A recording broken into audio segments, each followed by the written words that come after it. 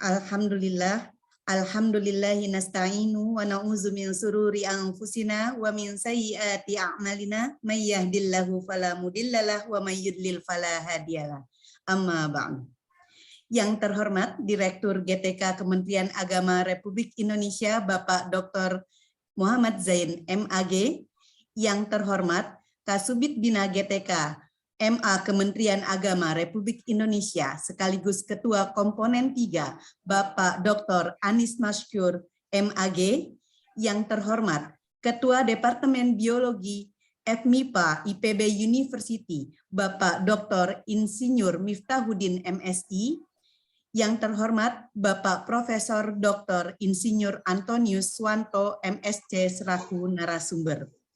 Para panitia dan peserta webinar Nasional Pendalaman Biologi 2022 yang berbahagia. Alhamdulillah, puji serta syukur kehadirat Allah Subhanahu wa Ta'ala yang dengan rahmatnya jua kita dapat menghadiri webinar nasional pada siang hari ini. Salawat dan salam kita layangkan keharibaan Nabi kita, Nabi Muhammad SAW. Semoga syafaatnya selalu tercurahkan kepada kita semua. Amin ya Rabbal Alamin. Para hadirin peserta webinar yang berbahagia. Perkenalkan, saya Yaya Zakia MPD dari Madrasah Alia Pembangunan UIN Jakarta, selaku moderator pada webinar nasional pendalaman biologi hari ini. Perlu diketahui, webinar ini terselenggara atas kerjasama Departemen Biologi FMIPA IPB University dengan Forum Komunikasi Guru Biologi Madrasah Aliyah Nasional atau FUSI Bioma. Webinar kali ini merupakan webinar lanjutan dari webinar tahun sebelumnya. Tahun ini kami akan mengadakan beberapa seri webinar dan hari ini adalah seri yang pertama. Baik para audiens peserta webinar yang berbahagia, izinkan saya membacakan susunan acara pada hari ini. Pertama, pembukaan, kedua, sambutan, ketiga, penyampaian materi, keempat, diskusi tanya-jawab, kelima, doa penutup. Para audiens peserta webinar yang luar biasa, mari kita buka acara hari ini dengan membaca basmalah. Bismillahirrahmanirrahim. Berikutnya pembacaan tata tertib.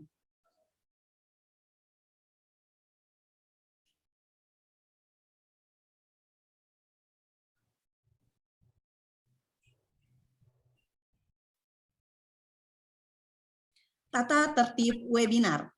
Selama acara berlangsung, partisipan dimohon untuk menonaktifkan mikrofon dan kamera dan tidak menggunakan fitur chat untuk salam dan sapa.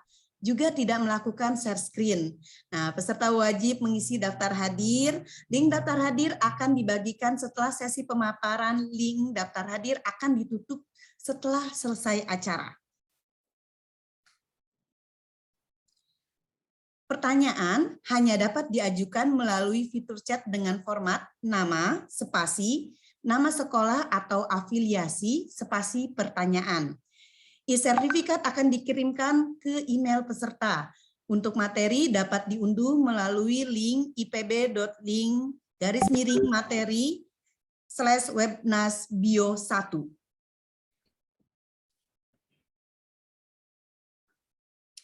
Baik. Meningkat ke acara selanjutnya berupa sambutan-sambutan. Sambutan pertama yang akan disampaikan oleh Direktur GTK Kementerian Agama Republik Indonesia, Bapak Dr. M. Zain MAG. Sebelumnya izinkan saya melaporkan kegiatan webinar pada hari ini. Webinar ini adalah seri pertama yang insya Allah pada tahun ini akan diadakan 9 seri.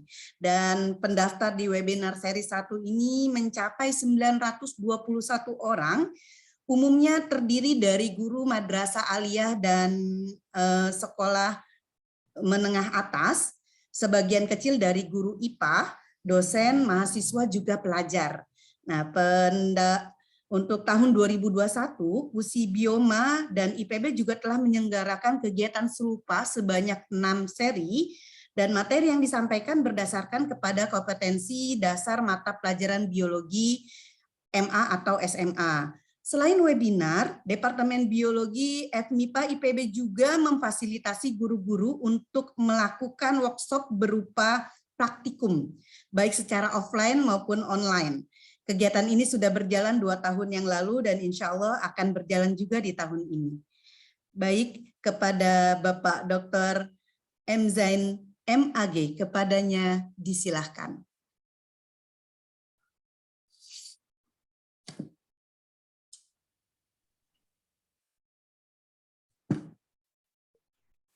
Apakah Bapak Muhammad Zain sudah hadir?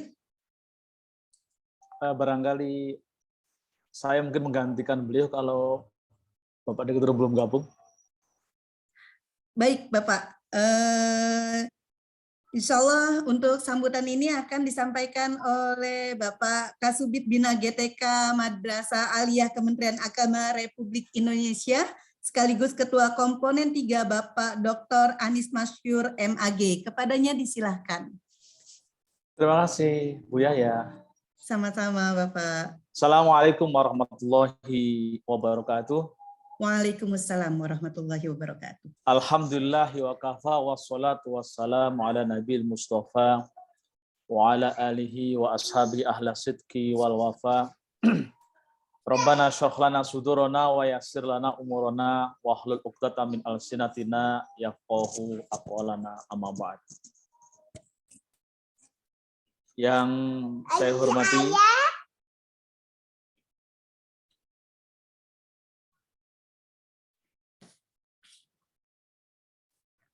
mohon maaf, ini karena di rumah. Yang saya hormati Bapak Profesor Dr. Insinyur Bahodin selaku Ketua Departemen Biologi FMIPA IPB. Yang saya hormati selaku narasumber Profesor Dr. Antonius Soeharto. Terima kasih atas perkenannya bergabung di dalam webinar nasional yang diselenggarakan oleh Forum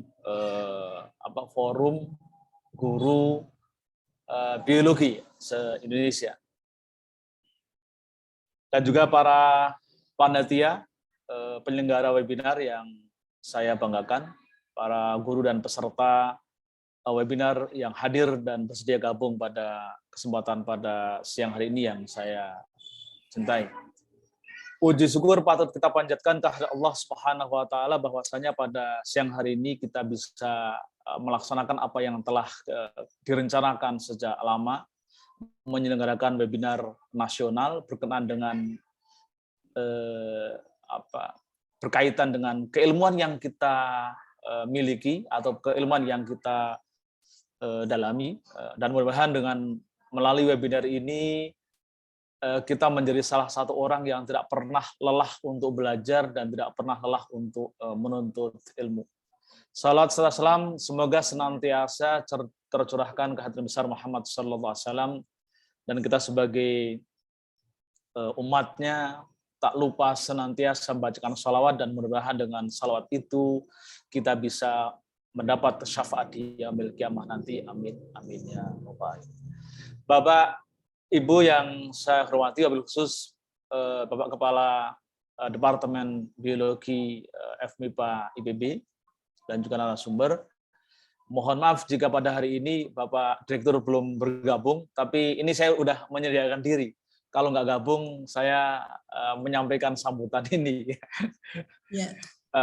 Kira-kira begitu ya. Kalau cadangan itu harus serba bisa dan harus siap. Ya. Pertama saya ingin menyampaikan apresiasi yang sebesar-besarnya dengan kawan-kawan Forum Guru Mapel Biologi ini, yang kalau saya dengar informasinya pendaftarnya sampai 900, meskipun yang ini baru bergabung sekitar 240-an. Saya berbahagia sebagai Kasubdit Bina GTK MA karena kawan-kawan guru tidak lelah untuk mengupdate ilmu pengetahuannya. Kita tahu kalau ilmu biologi ini termasuk ilmu yang basisnya adalah ilmu kealaman atau empiris, yang tentunya proses penggalian ilmunya melalui proses yang induktif.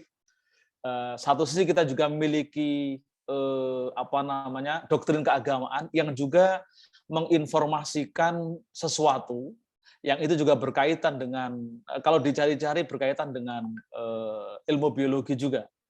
Nah, ini saya kira bagi guru-guru biologi terutama yang mengajar di madrasah itu memiliki dua agenda tambahan berkenaan dengan selain agenda utama yaitu mengupdate ilmu pengetahuan. Yang pertama walaupun ini guru biologi, tapi guru biologi juga ketika di kelas memiliki mandat untuk turut serta mensukseskan visi Kementerian Agama dalam rangka mendiseminasikan nilai-nilai moderasi beragama. Tentunya moderasi beragama dalam hal menyampaikan mata pelajaran biologi ke siswa itu tentu yang paling tepat adalah melalui metode pembelajaran. Yang di situ ada upaya menanamkan tradisi kritis, tradisi berpikir kritis, tradisi protes di kalangan siswa, sehingga melalui pendekatan yang kita pergunakan, para siswa itu akan tetap menjadi generasi pembelajar. Tidak hanya pelajar, tapi juga pembelajar. Yang kedua, titipan yang kedua adalah kalau jenjang keilmuan di Kementerian Agama yang dikembangkan saat ini kita mengenal istilah integrasi keilmuan. Bagaimana mencoba mengkaitkan aspek ilmu-ilmu keislaman yang selama ini dikembangkan dalam tanda kutip paradigma keilmuannya sekuler, tapi kemudian guru biologi meskipun tidak memiliki basis ilmu-ilmu keagamaan yang memadai, tapi juga memiliki tugas untuk mencoba menggali atau mengupdate keilmuannya yang selama ini paradigmanya adalah sekuler atau paradigma empiris, lalu kemudian diintegrasikan dengan ajaran-ajaran keagamaan.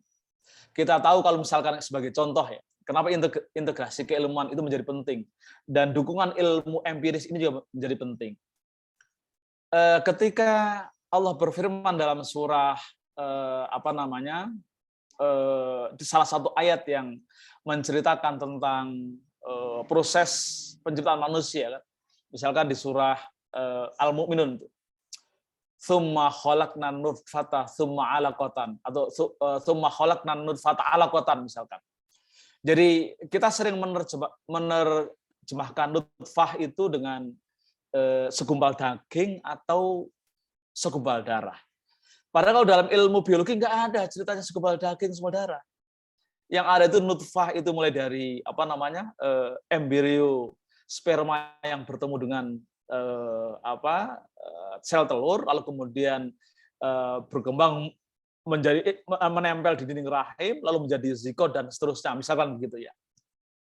Ini ada karena yang menerjemahkan Quran itu bukan orang biologi, sehingga dia menerjemahkan nutfah itu dengan segumpal daging, dan ini salah. Nah, ini yang kemudian penting bagi guru biologi atau orang-orang yang bergerak di ilmu kealaman seperti ini berkontribusi dalam penafsiran Al-Quran, sehingga misalkan firman Allah dalam surah Al-Mu'min ayat 14 itu diterjemahkan secara benar sesuai dengan fakta-fakta keilmuan empiris. Itu yang kemudian akan menjadi PR yang luar biasa, sehingga forum ini ya, selain kita akan mendapatkan update ilmu pengetahuan dari para profesor dan para guru besar yang notabene memang keilmuannya empiris murni, lalu kemudian Bapak Ibu guru sebagai guru biologi di madrasah, ada doktrin agama di situ, lalu bagaimana kemudian ketika nanti mengkaitkan dengan doktrin-doktrin atau ajaran-ajaran atau firman Tuhan dalam Al-Quran itu bisa diterjemahkan secara tepat. Nah, saya kira ini peran guru biologi. Maka sekali lagi saya sangat senang sekali bisa menyaksikan hari ini guru-guru biologi tetap menjadi pembelajar. Saya ingat pepatah, pelajar itu adalah masa lalu, masa depan adalah pembelajar. Apa itu arti pembelajar? Kita tidak pernah lelah untuk belajar, kita tidak pernah lelah untuk menuntut ilmu. Dan saya kira ini mengingatkan kita pada sebuah doktrin pesan Rasulullah ya, man salaka tariqan li talabil ilmi sahalallahu tariqan ilal jannah. Itu penting gitu. Jadi ini menjadi satu media bahwasanya kita sedang menempuh usaha untuk tetap posisinya sebagai penuntut ilmu, ya, sebagai penuntut ilmu, sehingga ke depan kita akan dimudahkan jalannya menuju surga. Kita tahu surga itu bisa bermakna maknawi ataupun hakiki, majazi atau hakiki. Kalau hakiki ya surga yang kita tahu, jannatun tajri min tahtil anhar. Tapi kalau majazi itu ya jannah itulah kebahagiaan. Maka orang yang senantiasa menuntut ilmu, maka dia akan mendapatkan kemudahan dalam menggapai kebahagiaan, dalam menggapai kesejahteraan. Kira-kira kalau kita maknai secara majazi seperti itu. Nah, maka kemudian ini rupanya jumlah peserta ini bertambah terus. Jadi terima kasih sekali lagi kawan-kawan panitia yang tetap semangat membantu saya setidaknya. Tenaga kami di Subdit Bina GTKMA sangat terbatas untuk menjangkau seluruh guru dan juga seluruh pengampu mata pelajaran di madrasah. Keberadaan kawan-kawan dari forum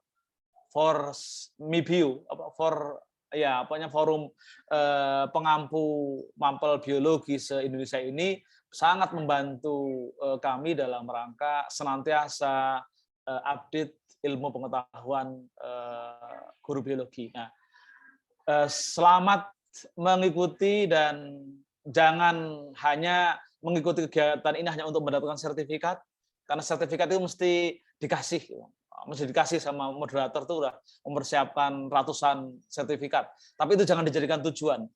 Yang jadi tujuan adalah ketemu Prof. Antonius.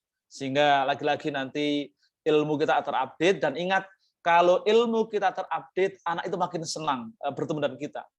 Jadi yang disampaikan selalu update dan selalu informasi yang terbaru, sehingga ketemu guru setiap tahun itu selalu beda yang disampaikan. Nah, ini akan membahagiakan para siswa. Maka kemudian hari ini insya Allah ini menjadi catatan pahala bagi kita semua, pahala bagi para panitia, dan pahala bagi para penuntut ilmu, dan tentunya juga pahala bagi narasumber. Barangkali itu yang ingin saya sampaikan, dan terakhir saya sampaikan terima kasih pada Bapak Dr. Insinyur Miftahudin selaku Kepala Departemen Biologi yang juga berkenan menjalin kerjasama dengan para guru. Mohon bimbingannya terus-menerus kepada guru kami sehingga kawan-kawan guru madrasah senantiasa terupdate ilmu pengetahuannya. Barangkali begitu sambutan sepintas yang bisa sampaikan, kurang lebihnya mohon maaf jika ada hal-hal yang kurang berkenan. Demikian, wallahul muwaffiq ila thoriq. Assalamualaikum warahmatullahi wabarakatuh. Waalaikumsalam warahmatullahi wabarakatuh. Terima kasih Pak Anies atas sambutannya. Semoga kita semua tetap dapat semangat dalam mengupgrade pengetahuan kita, apalagi sebagai guru ya Pak Anies ya, bahwa yang namanya guru nggak boleh berhenti belajar. Kalau berhenti belajar berarti berhenti ngajar. Betul. Oke, baik. Meningkat ke acara selanjutnya, yaitu sambutan sekaligus pembukaan acara yang akan disampaikan oleh Sekretaris Departemen Biologi Fakultas MIPA IPB University kepada Bapak Windra Priawan Diputra PhD, disilahkan. Baik, Assalamualaikum warahmatullahi wabarakatuh. Selamat Waalaikumsalam warahmatullahi siang, salam sejahtera bagi kita semua. Semoga selalu dalam keadaan sehat dan bahagia untuk Bapak Ibu sekalian. Yang terhormat Direktur GTK Kementerian Agama RI, Dr. Muhammad Zain. Yang terhormat Kasubdit Bina GTK MA Kementerian Agama RI, Pak Dr. Anies Maskyur, dan juga yang terhormat narasumber, yaitu Profesor Antonius Suwanto, ya, MSc, ya, dari Divisi Mikrobiologi Departemen Biologi. Juga ada juga moderator Ibu Yayah Zakiyah MPD, MA Pembangunan UIN. Saya ucapkan terima kasih untuk semua narasumber dan juga semua peserta ya dalam kegiatan webinar nasional pendalaman biologi ini.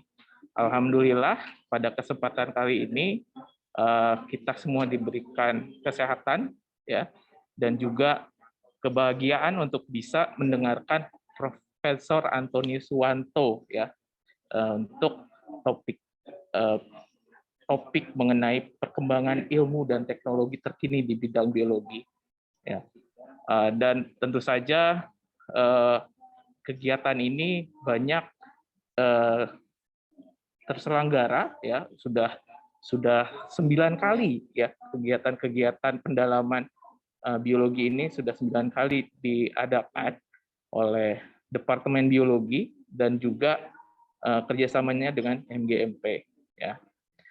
Di sini saya ucapkan terima kasih sebesar-besarnya untuk semua panitia yang bekerja dalam menyukseskan kegiatan kerjasama program ini ya antara Departemen Biologi dan Forum Komunikasi Guru Biologi MA Nasional ya Usibioma. Dan tentu saja ini setiap tahun kita harapkan akan terus diadakan ya untuk menambah ilmu pengetahuan bagi seluruh peserta gitu. Utamanya guru-guru di nasional gitu. Dan Departemen Biologi secara konsisten akan terus support kegiatan-kegiatan seperti ini ya sebagai salah satu kegiatan tridharma dari dosen-dosen di Departemen Biologi gitu.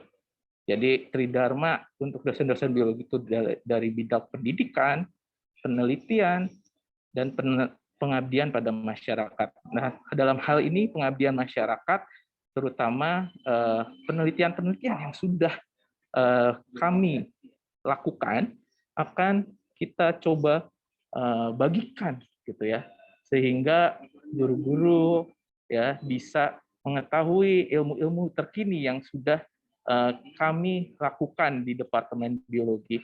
Ini salah satunya adalah Profesor Antonius Suwanto. Ini salah satu guru besar di Departemen Biologi yang sangat membanggakan ya dan sudah banyak pengalaman ya baik dalam bidang penelitian di departemen ataupun sudah banyak berkontribusi di berbagai macam industri di Indonesia gitu ya. Dan mudah-mudahan dalam hal ini semua peserta yang ikut mendapatkan banyak ilmu dan pengalaman ya, dan mungkin jika yang tertarik bisa juga lanjut ke studi di Departemen Biologi. Kita ada 3 program studi untuk S2 di Departemen Biologi. Kita juga ada 3 program studi S3, Bapak Ibu. Jadi kalau yang tertarik untuk studi kembali, gitu ya, S2 ataupun S3, utamanya ada ke arah topik yang nanti akan disampaikan Pak Antonius, Profesor Antonius, itu bisa masuk ke program studi mikrobiologi, baik S2 ataupun S3, gitu. Dan tentu saja saya memohon maaf jika ada hal-hal yang kurang berkenan selama persiapan ataupun nanti ada kegiatan yang tidak sesuai ekspektasi ya. Tapi saya harapkan semuanya bisa berjalan dengan lancar ya. Dan jika ada hal-hal yang mau ditanyakan terkait Departemen Biologi dan juga kerjasama yang lebih intens dengan Departemen Biologi, kita sangat support, sangat welcome untuk semua kegiatan-kegiatan positif untuk membangun sumber daya manusia, terutama untuk semua guru-guru di Indonesia, gitu ya, dan di MAN ini. Mungkin itu saja dari saya kembalikan ke moderator. Terima kasih banyak. Selamat mendengarkan pendalaman materi biologi dari Profesor Antonius Suwanto. Dengan ini saya buka kegiatan ini. Baik, terima kasih. Saya kembalikan ke Bu Yaya sebagai moderator. Baik. Terima kasih Pak Windra atas pembukaan dan sambutannya. Ya, alhamdulillah kita sudah sampai pada acara yang kita tunggu-tunggu. Para hadirin, perlu saya ingatkan kembali bahwa fitur chat mohon tidak digunakan untuk salam sapa, ya, agar tidak mengganggu ketertiban acara webinar hari ini. Baik, para peserta webinar nasional yang berbahagia, telah sampai kita pada acara yang ditunggu-tunggu, yaitu penyampaian materi perkembangan ilmu dan teknologi terkini di bidang biologi yang akan disampaikan oleh Bapak Profesor Dr.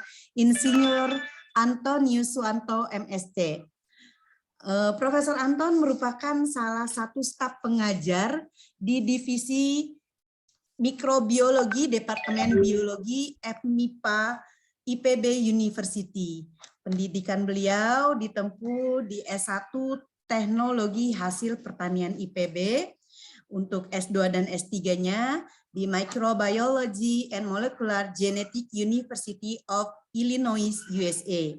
Untuk bidang keahlian beliau, yaitu pengendalian Ganoderma pada kelapa sawit, bioprospeksi lipase untuk produksi biodiesel, mikrobiom metagenom makanan fermentasi tradisional Indonesia. Para audiens, selama penyampaian materi berlangsung, tidak perlu menunggu hingga usai pemaparan. Jika ada pertanyaan yang ingin disampaikan Bapak, Ibu, dan rekan-rekan sekalian, dapat langsung mengirimkannya pada chat box dengan format nama, spasi, nama sekolah atau afiliasi, spasi pertanyaan. Baik, tidak perlu lagi berpanjang kalam, mari kita dengarkan pemaparan materi perkembangan ilmu dan teknologi terkini di bidang biologi yang akan disampaikan oleh narasumber kita, Bapak Profesor Dr. Insinyur Antonius Suwanto, MSc. Kepadanya disilahkan. Baik, terima kasih. Selamat siang. Terima kasih pada Ibu Yaya, juga terima kasih pada Pak Anies sebagai dari Kasubdit Kementerian Agama, kemudian Pak Miftah dan Dr. Miftah, dan juga Pak Windra sebagai wakil dari Departemen Biologi FMIPA IPB. Baik, saya akan share screen dulu di sini.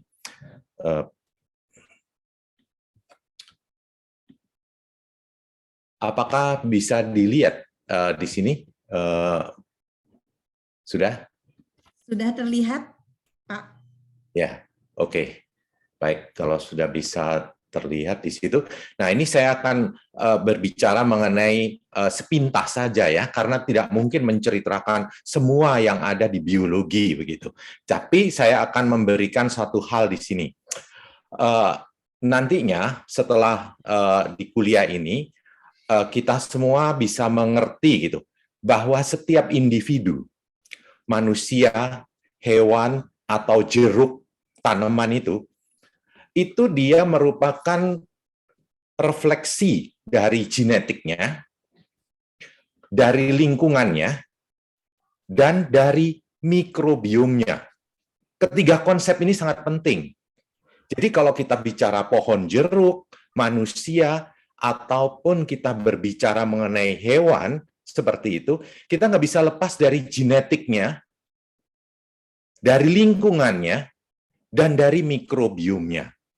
Nah, tentu saja yang nampak di sini, mungkin kita bisa lihat ada jeruk dan manusia. Tapi sebetulnya yang nggak kasat mata banyak di situ, dan terlibat di dalam kesehatan mereka.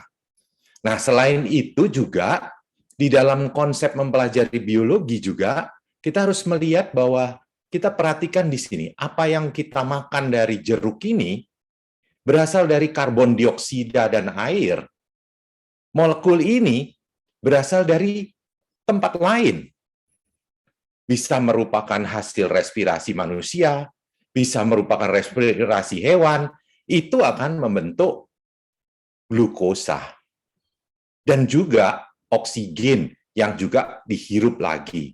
Glukosa ini kita gunakan sebagai sumber karbon, entah dalam bentuk gula di jeruk ataupun karbohidrat di berbagai sumber lain, termasuk padi, sagu, dan sebagainya.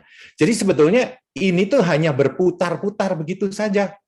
Makanya di alam itu sebetulnya semuanya itu connected. Nggak ada yang terpisah. Jadi sebetulnya bumi itu sendiri, ya hidup itu sendiri. Karena kalau satunya nggak ada, ya yang satunya nggak bisa. Jadi seperti manusia di sini. Nah ini yang penting di sini untuk highlight ini. Nah dari semua yang dilihat di sini, kalau kita lihat di alam semesta, ada banyak sekali ragam. Jadi kalau kita bisa melihat di sini, ada berbagai jenis hewan, tanaman, termasuk mikroorganisme, bakteri, jamur yang tidak kasat mata. Mereka tentu saja kalau kita lihat sangat berbeda. Jelas beda sekali ular dengan pohon jeruk atau pisang. Nah, alam raya sangat bineka. Tapi alam raya itu semua memiliki kesamaan. Mereka itu punya kesamaan. Semua memiliki ini. Bahasa kehidupannya tadi yang ditulis di dalam DNA-nya, AGCT. Jadi semua makhluk hidup di situ, mau ular, mau kadal, ataupun jeruk, manusia, itu AGCT. Nanti kalau saya kasih membicarakan sistem pada manusia, sebetulnya itu juga berlaku untuk pada tanaman dan hewan dengan tentu saja disesuaikan dengan kondisinya. Tetapi prinsip ini universal. Semuanya mengerti mengenai AGCT. Jadi semua itu kelihatan berbeda, tetapi pada dasarnya mereka mengenal ini. Maka dari itu kalau kemudian kita lihat di sini, majalah Times ini pada tahun 2003 merayakan ulang tahun ke-50 penemuan DNA. Jadi sebetulnya kalau sekarang tahun 2022, kita bisa lihat berapa tahun tuh, 60 berapa dari umur DNA tadi itu. Jadi kalau kemudian kita bisa lihat pada tanaman, hewan, itu kita bisa mengamati bahwa mereka ada DNA itu tadi sendiri. Nah, DNA itu sendiri sebetulnya apa? Ini juga makanya sebagai seorang biologi juga harus ngerti kimia. Jadi nggak bisa kalau kemudian kita itu cuma menghafal, karena ini adalah sesuatu yang kita sebut bahan kimia pada dasarnya. Yang ditabung reaksi itu adalah DNA. Dia adalah polimer. Seperti halnya kalau karbohidrat yang ada pada nasi, serat yang ada pada kayu, itu adalah polimer. Polimer dari glukosa.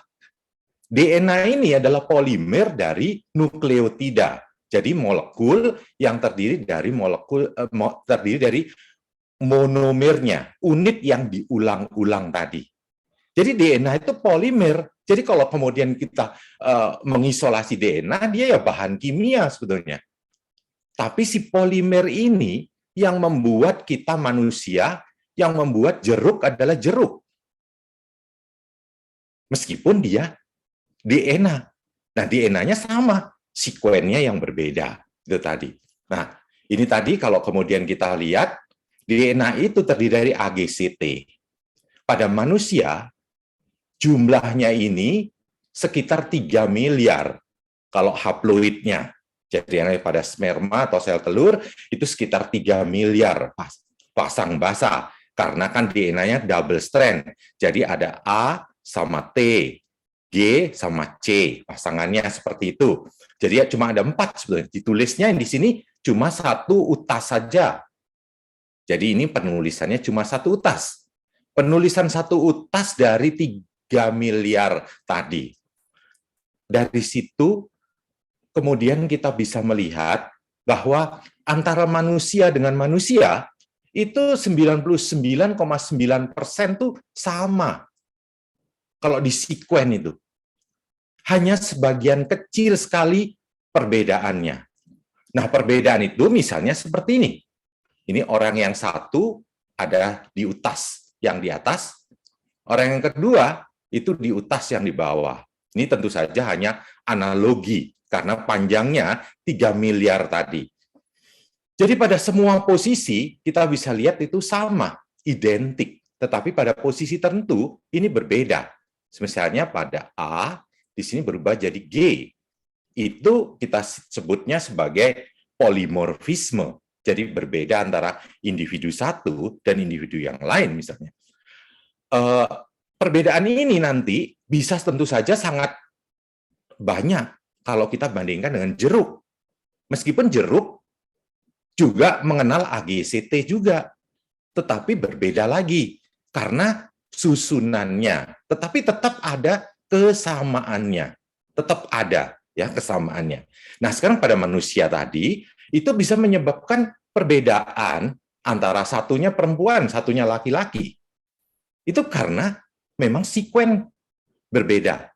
Tapi bisa juga hal-hal yang sepintas sangat trivial, seperti misalnya di sini bisa lihat ada lesung pipit pada yang wanita, tapi yang laki-laki tidak ada. Perbedaan ini juga bisa menyebabkan, lihat di sini pada bagian rambut ini ada bagian yang kita sebut widow's peak.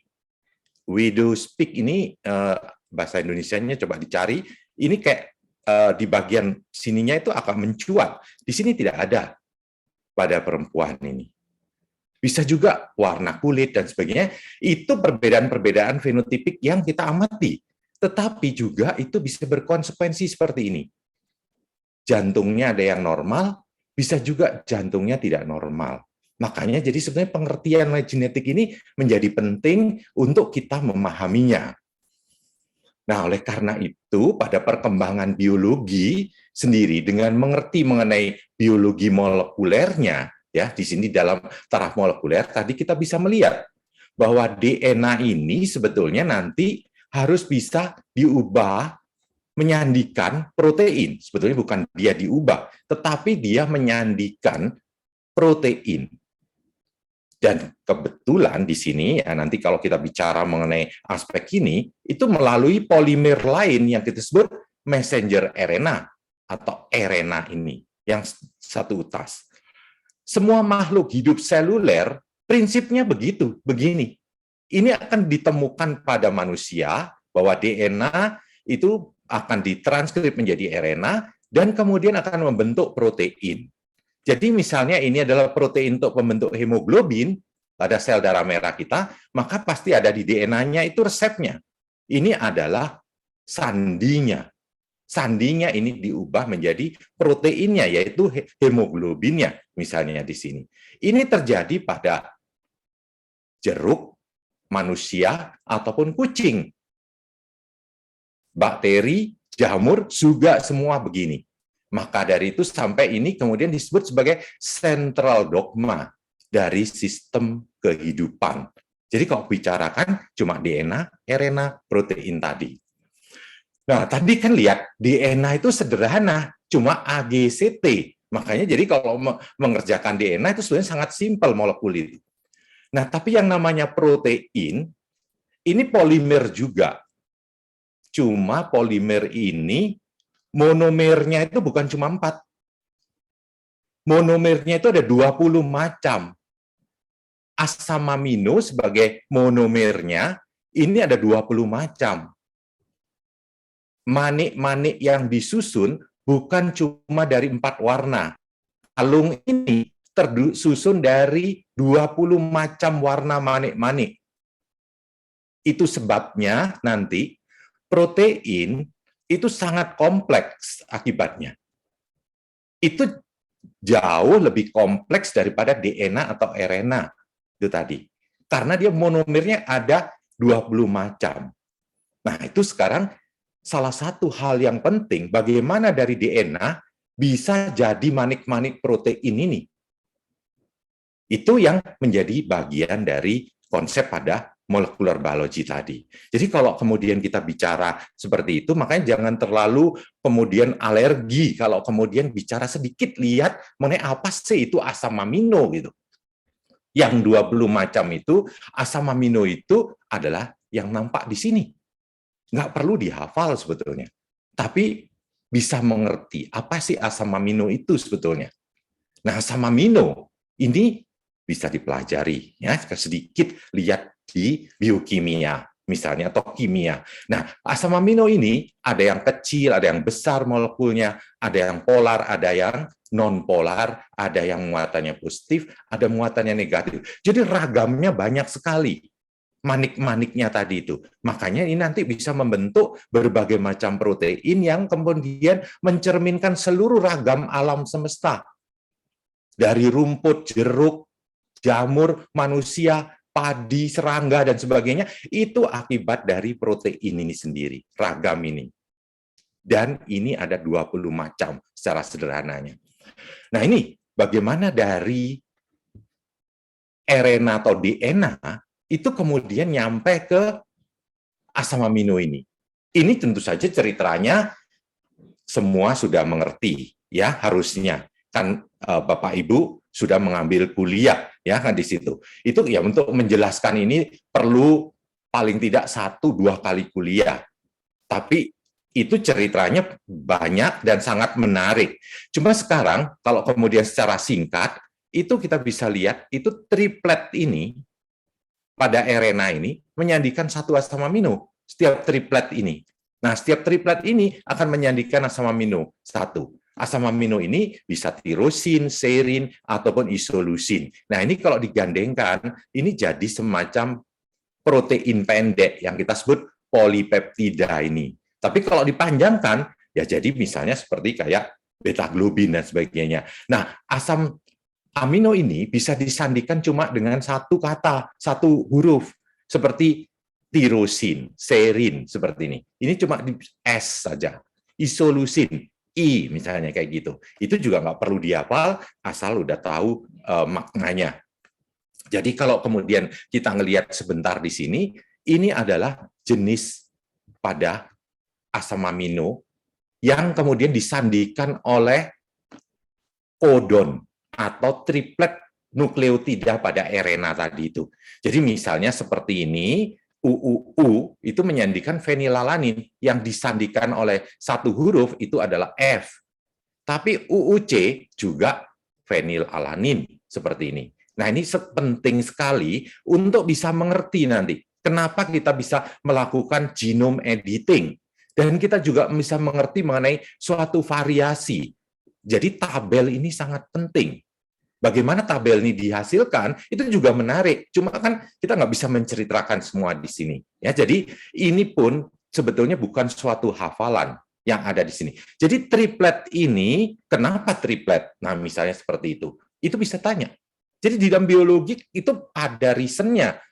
Kalau ada jawabannya, ya kita bisa lihat jawabannya. Kalau nggak ada, diteliti.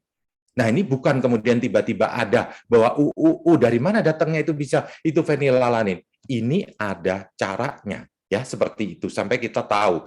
Nah, bahasa ini misalnya itu menyandikan fenilalanin, tapi kemudian UAA misalnya di sini itu adalah stop codon. Ya, ini semua ini dimengerti oleh manusia, jeruk ataupun hewan, kucing misalnya. Kalau dia tahu ya pasti itu maksudnya fenilalanin. Jeruk pun tahu ini, sama. Bakteri juga tahu, sama. Makanya sampai ini disebut sebagai universal codon. Jadi makhluk hidup itu mengerti ini. Nah, ini ada stop codon, artinya untuk berhenti translasi. Ini yang di dalam hal ini. Nah, ini ada menyandikan seluruh asam amino, tetapi ada asam amino tertentu yang cuma satu codon. Jadi satu-satunya dia cuma. Tapi kalau ini ada pilihan pada fenilalanin misalnya. Nah, jadi asam amino tadi, kan saya sudah sebutkan, asam amino tadi membentuk polimer, yaitu yang jadi protein. Nah, urutannya ini tadi menyebabkan dia bisa membentuk struktur. Strukturnya itu bisa struktur sekunder, ini bisa alpha helix, ataupun sheet, kayak semacam lembaran begitu, yang disebut beta sheet. Lalu ini pun struktur sekunder ini bisa menggulung lagi, membentuk struktur tersiernya seperti ini. Nah, struktur tersier ini masing-masing bisa bergabung menjadi struktur yang lebih kompleks lagi. Misalnya ini adalah hemoglobin. Hemoglobin di darah kita. Hemoglobin di darah kita ini terdiri dari monomernya ini 1, tetapi ada 4. Jadi dia tetramer sebenarnya. Yang di kayak piringan ini adalah him. Yang di tengahnya ada besinya itu. Jadi kita tahu hemoglobin kan ada besinya ya di tengahnya ini. Ini ada besi. Ini adalah him. Kemudian ini globinnya, molekul globinnya itu, proteinnya. Ya, ini ada beta globin sama alfa globin yang kemudian membentuk 4 sebagai suatu tetramer. Ini salah satu bentuk hemoglobin itu sendiri. Nah, jadi kalau kemudian kita lihat, ini adalah sel darah merah. Jadi tubuh kita sebetulnya mikroskopik. Nggak pernah lihat kan ini, meskipun kita lihat darah itu merah, tetapi ini banyakkan dari eritrosit di sini. Eritrosit itu merah karena ada hemoglobin. Hemoglobin itu salah satunya pembentuknya itu adalah protein yang kita sebut beta globin. Beta globin ini kalau pada manusia itu ditulis ini, valin, histidin, leucin, ini ya, treonin, ini prolin seperti ini. Ini adalah asam amino. Asam aminonya ini kalau di sini ada 10 asam amino. Ini ada 20, 30, 40, 50, sampai di sini udah 110, 120, 130, 140, sampai sekitar 150-an jumlahnya. Itu adalah pembentuk beta globin. Itu pada manusia. Tapi pada kera kita bisa bandingkan. Apa bedanya? Gibbon, itu bedanya apa? Beta globinnya tadi. Nah, sekarang saya mau perhatikan aja di sini. Ini asam amino nomor 1, asam amino nomor 2, 3, 4, 5, 6, ini glutamat. Ini. Asam amino nomor 6 ini glutamat pada manusia. Nah, asam amino nomor 6 ini bisa berubah jadi valin pada manusia tertentu. Bisa berubah jadi valin. Nah, ini jadi kalau kemudian kita perhatikan di sini, ini nomor 6, ini biasanya glutamat pada hemoglobin yang normal pada kita, pada umumnya. Tapi pada orang tertentu, ini bisa berubah menjadi valin. Ini asam amino hidrofobik. Ini punya konsekuensi nantinya. Perubahan ini disebabkan karena perubahan pada RNA-nya. Tadi kan lihat tripletnya ini. RNA-nya ini berubah karena memang sekuen DNA-nya berubah. Satu bedanya cuma. Berubah pada sekuen DNA-nya. Jadi di sekuen DNA-nya berubah menyebabkan asam amino di sini berubah. Dan asam amino ini berubah menyebabkan hemoglobinnya, karakternya juga berbeda.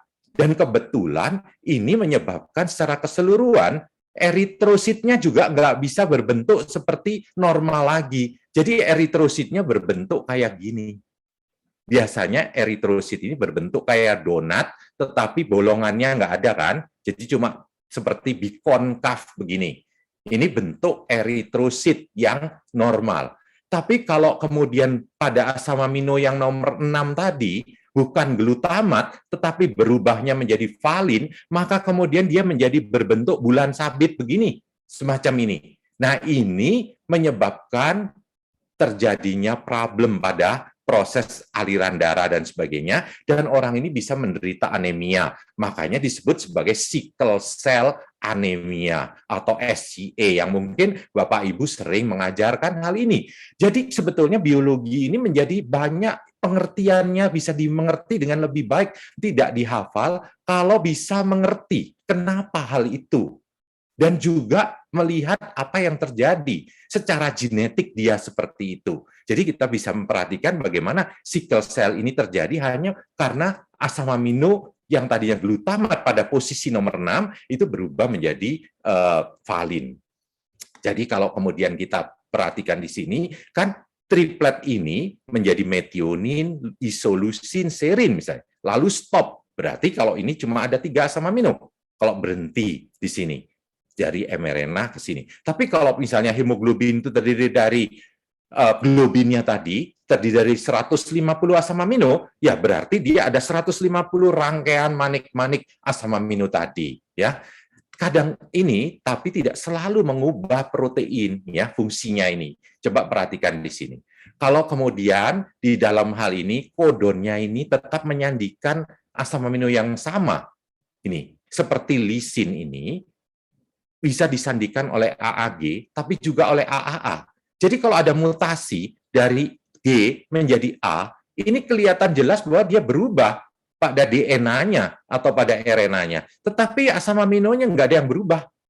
Dia tetap aja lisin. Jadi ini nggak akan mengubah fungsi. Nah, tapi kalau misalnya dia berubah menjadi arginin atau treonin, ini bisa mengubah fungsi. Bisa juga tidak, tergantung dari seberapa beda asam amino tadi. Makanya asam amino tadi ada kelompok-kelompoknya kan di situ. Nah, kalau dia berubah menjadi stop, ini tergantung berhenti di mana.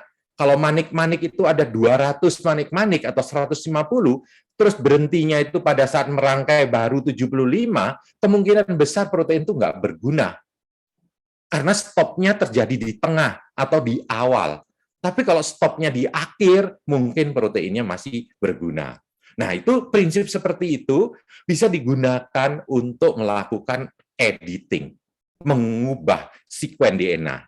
Seperti pada bayi yang pertama ini sudah pertama kali hasil editing ini dilakukan, dan ini Lulu sama Nana ini adalah bayi hasil editing yang dalam bahasa Indonesia kita sebut hasil penyuntingan, ya. Ini bayi ini bebas HIV, meskipun kedua orang tuanya itu menderita HIV. Jadi dia terinfeksi virus HIV. Nah, ini diedit waktu bayi ini akan ditumbuhkan di rahim ibunya. Ya, jadi bayi ini adalah bayi tabung. Jadi zigotnya itu diedit sehingga dia menjadi bebas HIV. Nah, ini gimana melakukannya? Coba nih perhatikan di sini. Virus HIV ini seperti kayak virus corona, mirip ya, semacam begitu, punya reseptor nih. Ini reseptor ini, di sini ini, spike-nya ini, itu ada reseptornya, penerimanya di sel kita. Ini adalah sel-sel darah putih. Makanya HIV nggak bisa menginfeksi kalau itu kena ke sel kulit misalnya. Karena sel kulit tidak mempunyai reseptor ini. CD4 sama CCR5. Ini adalah spike-nya, cerucuknya itu. Cerucuknya ini bisa berikatan dengan reseptor pada sel darah putih khusus CD4. Misalnya yang punya CD4 ini, sel darah putih T-cell ya, T4 itu. Ini mempunyai reseptor khusus. Nah, ini untuk bisa melakukan infeksi, maka spike-nya ini, cerucuknya ini mesti berikatan dengan CD4 dan CCR5 ini. Nah, mereka melihat, peneliti ini melihat bahwa ada orang-orang yang resisten terhadap HIV. Orang-orang yang resisten itu setelah diperiksa, ternyata dia nggak punya CCR5 ini. Jadi akibatnya virusnya nggak bisa menginfeksi. Jadi itu sudah ada di populasi.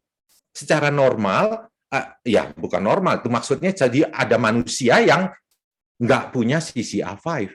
Nah, manusia nggak punya CCR5 ini resisten terhadap infeksi HIV karena nggak bisa dilekati oleh virusnya. Nah, oleh karena itu maka He Jiankui ini peneliti di Cina ini kemudian dia melihat hal ini. Apa yang dia lakukan di sini adalah kalau orang normal itu punya CCR5. Tapi ini bapak ibunya sudah terinfeksi HIV. Anaknya pasti akan kena HIV. Itu udah pasti. Makanya kemudian di situ dia melakukan editing dengan embrio yang diambil, kemudian dibuangnya oleh dia CCR5 ini. CCR5 ini dibuang dengan cara apa? Membuat stop codon tadi di awal. Jadi sebetulnya gennya nggak diubah, cuman kodonnya diubah. Sehingga terjadi stop codon. Dengan begitu protein ini, yang merah ini nggak ada. Karena nggak ada, maka dia HIV nggak bisa menginfeksi ke sini. Dan ini dilakukan dengan cara CRISPR. Makanya CRISPR ini salah satunya. Ini kalau kita mau mendalami lagi, belajar khusus tentang genome editing diantaranya. Nah, itu kita ngerti genome editing itu karena juga antaranya harus ngerti mengenai kodon dan bagaimana kodon itu berhubungan dengan mutasi missense, nonsense, ataupun mutasi yang netral tadi. Ya, itu makanya ada kegunaannya di situ. Nah, kalau kemudian kita lihat lagi, apakah melakukan editing pada manusia ini etik atau tidak, itu juga suatu hal yang perlu dibicarakan lagi sendiri. Jadi banyak hal di situ. Tetapi sesuatu hal yang perlu diperhatikan di sini, ini dilakukan pada manusianya, yang pada hewan dan tanaman itu sudah lebih banyak lagi di antaranya. Nah, jadi kalau kemudian kita melihat genom manusia, itu 3 miliar pasang basah. Ini urutannya. Baca aja ini cuma sedikit sekali, nggak nyampe, ini cuma berapa, paling juga ratusan cuma yang ada di halaman ini. Jadi yang ngebaca komputer. Dan kalau kita ngebaca, kita bisa ngatalogkan, membuat katalog ini. Sehingga misalnya seperti Angelina Jolie, misalnya. Dia bisa melihat, karena dia mensekuen seluruh genomnya, maka dia bisa melihat, oh ada bagian dari DNA-nya itu yang menyarankan bahwa kemungkinan dia bisa menderita breast cancer. Jadi pada BRCA1 gene-nya itu ada variasi yang berbeda dengan orang lain kebanyakan, dan itu membuat kemungkinannya besar untuk dia menderita kanker. Maka itu sebabnya dia kemudian memutuskan untuk melakukan double mastektomi, misalnya. Kayak seperti itu. Jadi secara umum, orang bisa mengerti di sini bahwa makhluk hidup ini ya memang ditentukan oleh DNA-nya. Memang. Udah jelas di sini, misalnya ada orang tertentu yang karena genetiknya seperti ini, maka dia menjadi lebih kurus. Ada orang tertentu cenderung gemuk memang.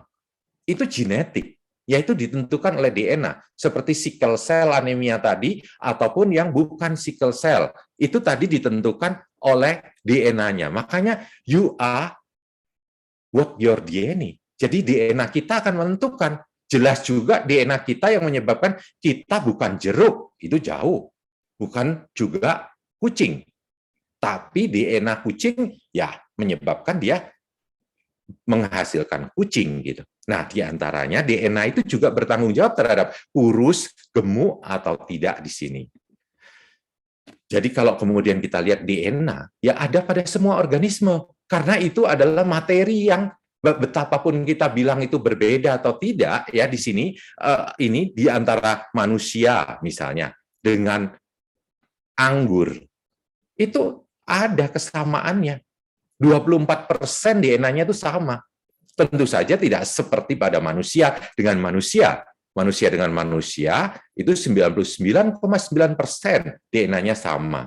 Kita dengan ini simpanse itu bisa 96 sampai 98%. Dengan lalat buah itu 47% masih kesamaannya. Jadi DNA ini membuat anggur adalah anggur. Lalat buah adalah lalat buah, ya seperti itu. Nah, jadi sebetulnya kita sudah tahu DNA menentukan. Nah, sekarang kita tapi lihat di sini. Ada orang-orang di sini, kalau kemudian kita perhatikan di sini aja, orang yang kembar identik.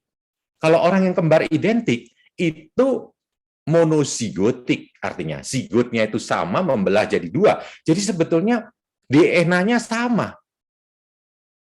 Lah, kenapa kok bisa ada orang ini yang kembar identik, satunya bisa gemuk, satunya kok kurus? Nah, itu nggak bisa dijelaskan kalau cuma dengan sekuen DNA saja. AGCT-nya, urutannya, dan jumlahnya sama antara kedua orang ini. Tapi kenapa satunya kurus, satunya gemuk? Sekuennya nggak ada yang berbeda. Di situ nggak ada perbedaan pada sekuen. Lah, kenapa bisa ada perbedaan di sini?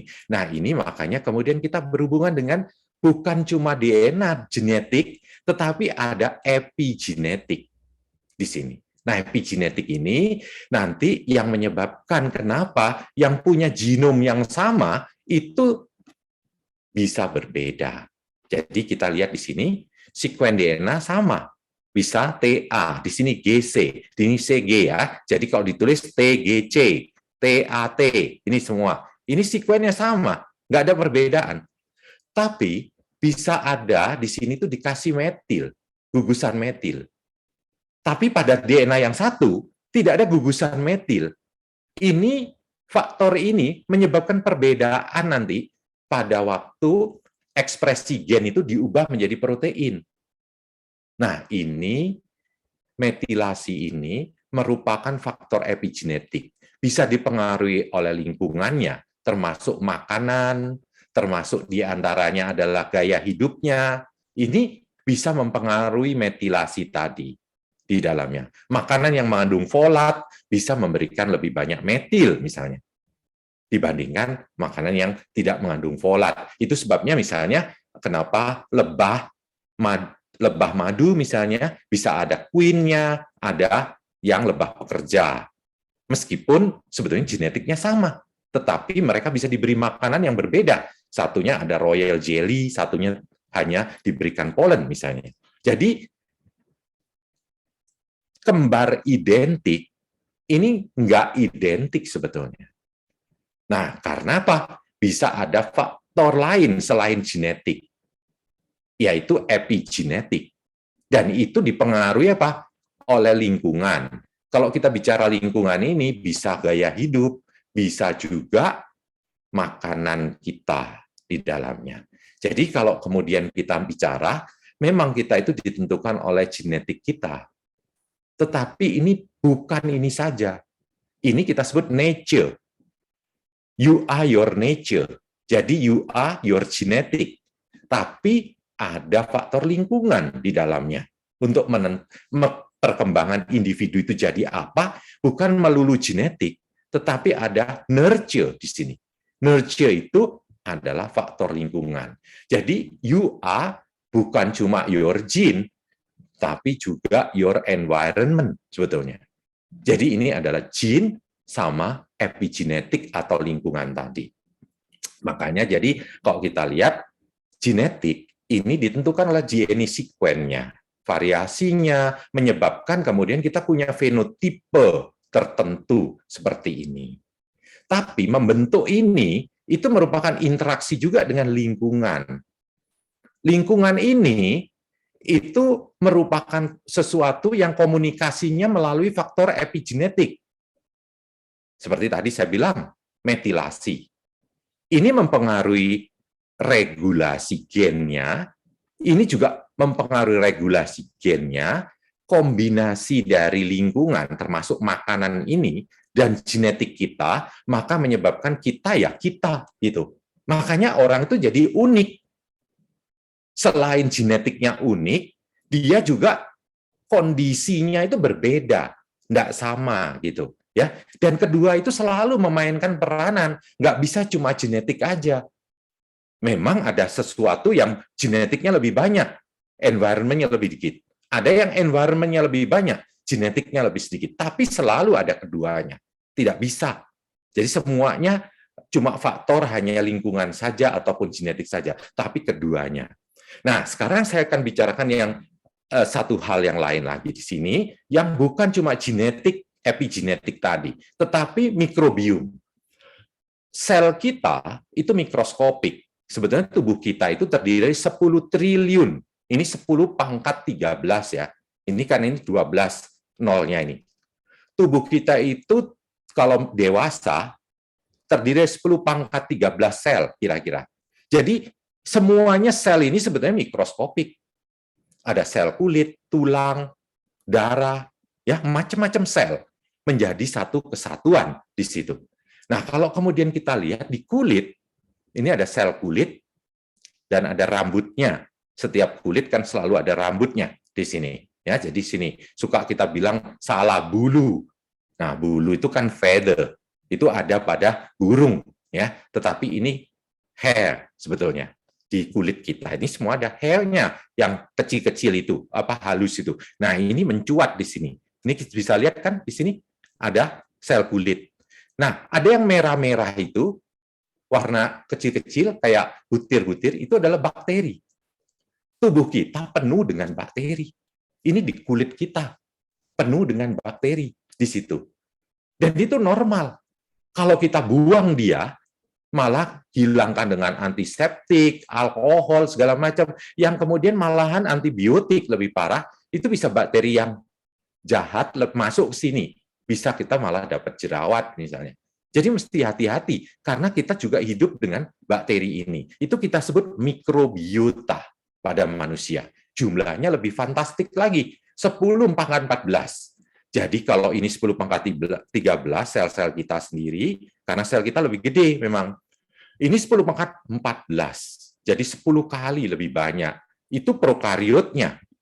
Jadi sebetulnya genom manusia itu juga terdiri dari genom yang nggak kelihatan ini. 100 kali lebih banyak. Jadi sebetulnya kita itu lebih banyak prokariot daripada eukariotnya. Jadi itu perhatikan. Kadang-kadang kita pikir kita eukariot, tetapi sebenarnya selnya itu lebih banyak prokariotnya yang ada di situ. Kolon apalagi di sini, ini adalah metropolitannya, ibu kotanya untuk mikrob kita.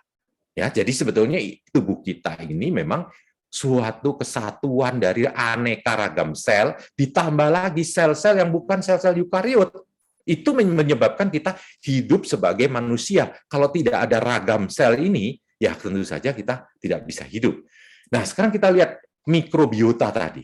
Mikrobiota itu ada yang hidup di rambut, ada yang di mata, kulit, kemudian sampai vagina. Semua ini penuh dengan mikroorganisme sebenarnya. Karena kita nggak lihat. Itu disebut sebagai mikrobiom manusia. Seluruh mikroorganisme yang hidup berasosiasi dengan manusia tadi.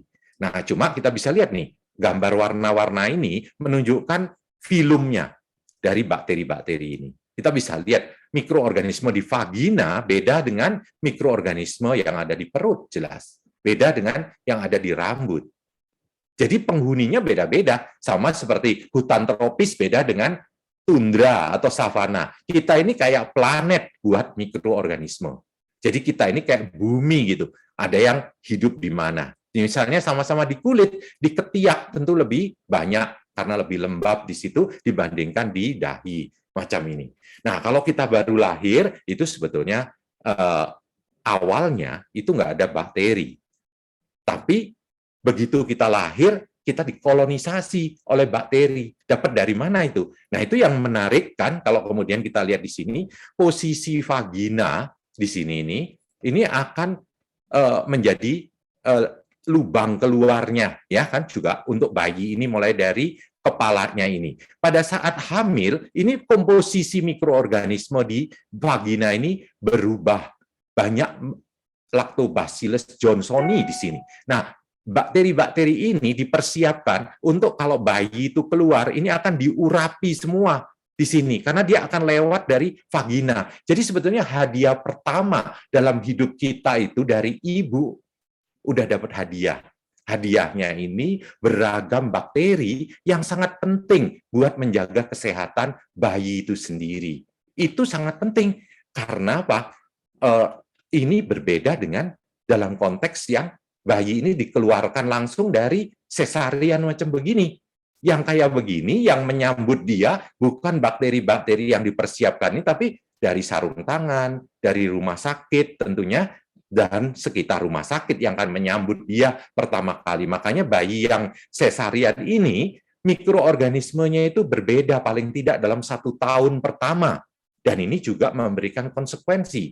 Oleh karena itu, kalau bukan karena emergensi, sebetulnya tindakan ini sebaiknya tidak dilakukan. Ya, jadi kalau karena emergensi, oke, nggak apa-apa. Karena itu menyebabkan kejadian bisa fatal gitu. Tapi kalau hanya karena tanggal atau apa, ini sebetulnya bukan sesuatu yang baik karena ini tidak memberikan kontribusi mikrob yang ada di situ. Jadi 90% sel tubuh kita adalah mikrob, ya, penting untuk kebugaran manusia. Ini bisa mempengaruhi orang itu bisa menjadi obes, diabetes, bahkan kanker sampai autistik. Itu juga karena mikrobiomnya. Makanya kenapa misalnya ada yang kemudian tidak boleh makan gluten, segala gitu. Itu berusaha untuk mengubah hal-hal itu pada mikrob, pada usus besar misalnya. termasuk kesehatan mental dan kebahagiaan. Ini sebetulnya banyak riset ini sekarang. Jadi mikroorganisme kita mempengaruhi, dan juga imunitas, ya. Jadi imunitas, kekebalan kita dipengaruhi oleh mikroorganisme kita. Jadi kalau kemudian kita lihat di sini, ini apa yang ada di lambung ini, di usus besar, itu adalah metropolitan bakteri kita, itu menghasilkan banyak sekali senyawaan seperti dopamin, serotonin, peptida, peptidoglikan. Ini adalah hormon yang bisa mempengaruhi otak kita. Makanya sebetulnya kalau mau otaknya juga baik ininya, kita harus juga memelihara lambung, terutama mikroorganisme usus itu sendiri, yang kita sebut gut. Makanya menjadi well-being itu karena healthy gut, bisa mendapatkan happy brain. Makanya kenapa banyak probiotik dikembangkan, dan sekarang bahkan dikembangkan sebagai psikobiotik. Karena mikroorganisme itu bisa mempengaruhi kondisi mental pada manusianya sendiri. Selain itu, kita bisa melihat di sini, tubuh kita itu dilengkapi dengan imunitas sebetulnya. Jadi imunitas itu bisa membuat antibodi, yang adaptive immunity, ataupun innate immunity. Ini seperti fagosit. Ya, sel darah putih itu seperti amuba begitu. Amubanya itu bisa menangkap virus, bakteri yang tidak diinginkan, termasuk sel kanker juga. Itu akan dimatikan dengan sendirinya. Bisa juga dia membuat memori dengan antibodi. Tapi ini semua membutuhkan pelatihan. Pelatihan itu adalah dengan cara kita bertemu dengan bakteri-bakteri tertentu gitu. Nah, itu yang perlu di dalamnya. Karena rutin, paparan rutin pada mikroorganisme itu bisa membuat imun sistem kita itu bisa terjaga seperti ini. Jadi ini bisa sangat penting untuk proteksi terhadap COVID di antaranya. Jadi ini natural protection kalau kemudian kita punya imunitas itu. Jadi you are your microbe. Jadi kita itu adalah mikroorganisme kita sendiri. Jadi di dalamnya ini. Jadi kalau kemudian kita perhatikan gaya hidup orang Indonesia pun, ini kita biasa seperti begini, ya.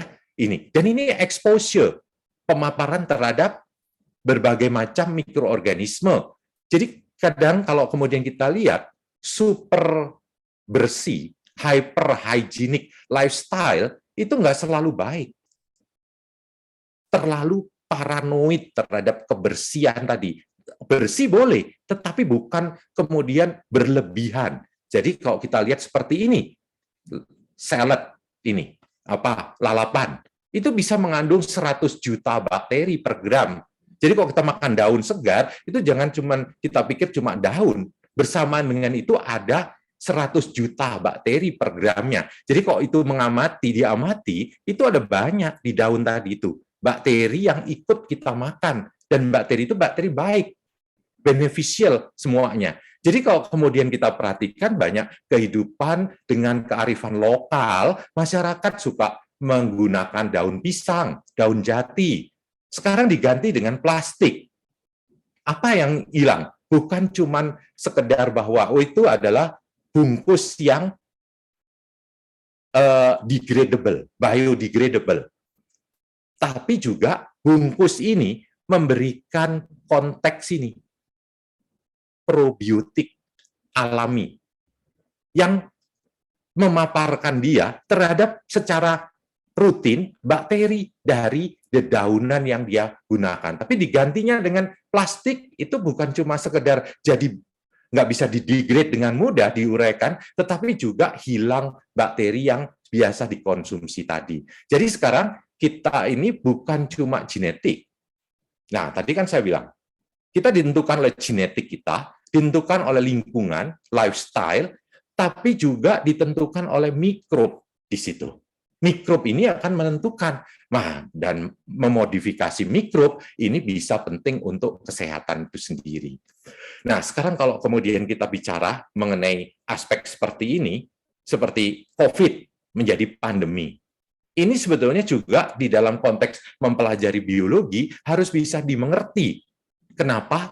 Karena kalau kemudian kita melihat mengenai sejarah bumi di sini, ya, ini kalau bumi itu dibuat 4 miliar tahun, itu kalau kita buat 4 miliar itu sebagai 24 jam, begini, 24 jam, itu pada jam 8 ini sudah ada mikroorganisme, bakteri dan virusnya itu sudah ada di jam 8 pagi. Ya. Nah, sementara tanaman, hewan itu baru ada di sekitar jam 9 atau jam 10 malam ini di sini. Dinosaurus saja ini pada jam 11 malam nih di sininya. Ada pada ini mamalia pertama itu pada jam 11 malam. Sedangkan dinosaurus itu punah di sini, di sekitar jam ini. Manusia baru ada kurang dari 1 menit dari 24 jam sejarah bumi. Jadi sebetulnya apa? Ini tuh bumi itu isinya mikroorganisme. Makanya tubuh kita itu juga dikolonisasi kan sama mikroorganisme. Seperti tadi lihat mikrobiom. Jadi makanya kalau kita mau mengerti kenapa virus tadi bisa menghentikan kegiatan kita 2 tahun lebih, karena mereka adalah memang penduduk bumi di sini.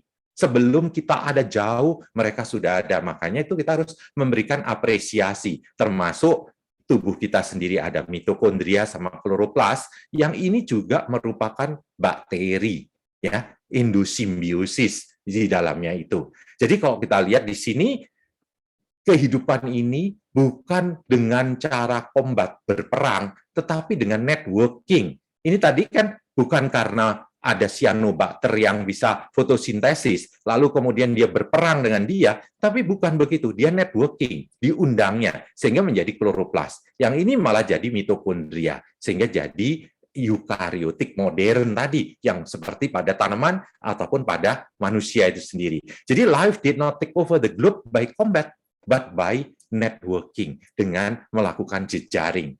Nah, ini nanti berakibat juga bagaimana kita melakukan klasifikasi pada mikroorganisme. Seringkali kita mendudukkan manusia itu yang top. Sepertinya kita adalah yang paling utama di bumi ini. Padahal sebenarnya kita itu nggak bisa tanpa yang lain ini.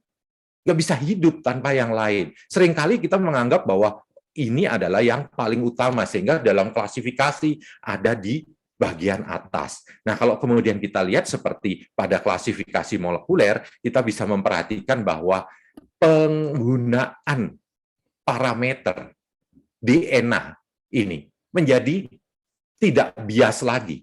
Dia sekuen, karena semua organisme punya DNA. Jadi kalau kita punya sampel X kayak gini, sampel Y kayak gini, sampel Z kayak gini, tinggal kemudian dilihat mana yang lebih mirip. Nah, X sama Y lebih mirip, tapi Z lebih jauh. Maka kita tinggal buat pohonnya. Jadi X lebih dekat dengan Y, tapi Z lebih jauh. Tanpa tahu makhluk hidupnya, kita bisa mengurutkan ini secara lebih natural, bukan berdasarkan antropological kayak seperti antropomorfisme berdasarkan manusianya gitu. Ya, nah ini yang dihasilkan seperti ini. Makanya nanti kalau kemudian Bapak Ibu semua melihat klasifikasi, kenapa manusianya ada di sini, cuma sedikit di sini, di bagian animal ini. Nah, sekarang kita lihat, semuanya ini itu adalah bakteri, gini kayak gini. Ya memang kenyataannya begitu. Karena ini yang ada di bumi duluan semuanya. Ya, yang ada. Makanya jadi ini mencerminkan bahwa kita nggak lagi menggunakan bahwa klasifikasi berdasarkan siapa yang paling kelihatan powerful gitu kan di sini. Nah, ini bagian di sini yang kita perhatikan di animal ini bagian di mana manusia ada di sini, fungi, terus kemudian tanaman. Ini memang yang kita amati, tapi semua ini mikroskopik. Untuk mengerti ini, maka kita harus mengerti bagaimana cara kita melakukan klasifikasi yang betul atau lebih bisa mencerminkan fungsionalitasnya itu. Nah, jadi itu bisa dibawa bagaimana kemudian Bapak Ibu melihat mengenai ekosistem. Karena ekosistem itu terdiri dari banyak macam. Dan ini nggak bisa kemudian itu dibuang satu dengan yang lain. Karena semua itu mempunyai skill, keahlian sendiri. Mereka punya fungsi di alam itu sendiri. Jadi alam raya itu saling melengkapi. Nggak ada yang superior atau inferior sebetulnya. Karena semua punya fungsi sendiri. Nah, itu juga kalau nanti mengajarkan mengenai diferensiasi. Tubuh kita itu terdiri banyak ragam sel yang ada di sini. Ragam sel ini perlu ada dan memang perlu berbeda. Dan jika kemudian kita lihat di tubuh kita dari awalnya mau jadi otot, jantung, usus, atau otak, itu dipersilahkan. Karena memang kenyataannya tubuh kita memberikan kebebasan itu, ya, di dalamnya itu. Itu kebebasan berekspresi dari tiap sel dalam tubuh manusia. Makanya ada ragam banyak, 200-an lebih di dalam tubuh kita ini. Tapi kalau jadi kanker, itu dihancurkan. Nggak boleh. Boleh jadi sel apa saja, tapi nggak boleh jadi kanker. Karena kanker ini menyebabkan seluruh tubuh itu mati. Ini ada mekanismenya nanti. Bagaimana mekanisme sangat indah ya di dalamnya juga. Nah, itu sistem kontrol tubuh agar tidak mematikan kebebasan ekspresi itu sendiri. Jadi tubuh kita itu memperlihatkan seperti di alam raya juga, cuma alam yang kecil di sini. Berbeda untuk saling melengkapi, bukan untuk menyeragamkan. Jadi bayangkan kalau tubuh kita cuma terdiri dari sel otak. Begitu lahir, bayinya berupa segumpal otak. Karena otak merasa paling penting. Tidak begitu kan? Bahkan kalian bisa lihat sendiri, sel anus, biarpun sel anus itu mungkin orang sulit membicarakannya, tetapi bagaimana kalau kita tidak punya anus? Kan sel anus itu adalah sel yang penting juga di dalam hal ini. Semua mempunyai fungsi. Jadi itu sesuatu hal yang sangat perlu untuk dimengerti. Pada akhirnya, di dalam biologi, itu kan seperti anak ini nanya misalnya, dari mana bayi berasal? Nah, tak tergantung. Kalau anak itu masih kecil, bisa ibunya bilang, oh dari bangau, dibawa, atau dari perut ibu. Nah, tapi kalau kemudian menerangkannya lebih detail lagi, oh ini dari zigot, hasil dari pertemuan sperma dan sel telur, maka kemudian itu ceritanya juga jadi berbeda. Tetapi itu sesuai dengan perkembangan. Makanya jadi sebetulnya bagaimana kita memahami, itulah suatu cara kita mendapatkan pengetahuan tadi, sehingga kita bisa melihat ini bukan dari bangau, misalnya kayak begitu. Saya kira itu saja, karena waktunya sudah nanti terlalu panjang ya, jadi ini sudah lewat dari waktu yang ditentukan. Saya kembalikan kepada Bu Yayah ya, terima kasih. Baik, terima kasih kembali Prof. Anton, luar biasa Pak Prof. Anton, ini materinya menarik banget ya Pak Anton ya, sampai lupa waktu saya juga, ini wah luar biasa. Ilmu baru ya, yang pastinya ada terselip di sana yang bisa saya tangkap. Sampai ada tadi cara mengedit DNA ya pada bayi yang tadinya punya potensi untuk HIV ternyata bisa dilahirkan tanpa potensi HIV itu sendiri, luar biasa. Baik, Prof. Anton, di sini sudah banyak sekali pertanyaan-pertanyaan yang muncul dari para peserta. Mungkin nggak semuanya akan saya sampaikan, Prof. Anton, waktunya tidak mencukupi. Saya akan ambil beberapa pertanyaan. Ini dari Pak Dedi Effendi di SMA Darut Tauhid. Izin bertanya Pak Antonius, katanya. Dunia ini sedang viral, dunia sekarang ini sedang viral tentang transplantasi jantung transgenik dari babi yang bekerja di tubuh seorang manula. Nah, pertanyaannya, bagaimana teknik rekayasa yang digunakannya ya Pak? Seperti itu Pak Anton, silakan. Baik, pada dasarnya itu disebutnya humanized heart, pig heart. Ya, jadi jantung babi yang sudah dihumanize. Sebetulnya itu tetap adalah jantung babi, tetapi babinya itu diedit sehingga nanti itu faktor-faktor antigenik ya. Karena kan kalau misalnya kita aja jangankan dari babi, dari manusia ke manusia itu kan coba donor darah aja, kan kita nggak bisa pakai donor darah yang misalnya tidak sejenis atau yang bukan yang universal donor seperti itu, karena ada antigen yang bisa menolak gitu. Jadi transplantasi itu banyak kejadian itu ditolak sendiri oleh tubuh kita. Jadi dihancurkan oleh tubuh kita sendiri gitu. Bahkan janin itu juga seringkali menimbulkan penolakan kan. Ada pada tubuh manusia sendiri itu bisa terjadi itu. Sehingga misalnya pada orang yang hamil, ada bayinya sendiri lebih rewel misalnya, jadi lebih suka muntah dan sebagainya kayak gitu. Nah, jadi sama pada waktu jantung babi ini mau dipakai atau ginjal babi ini mau dipakai untuk mengganti menyambung hidup orang ini, dia itu akan banyak ditolak.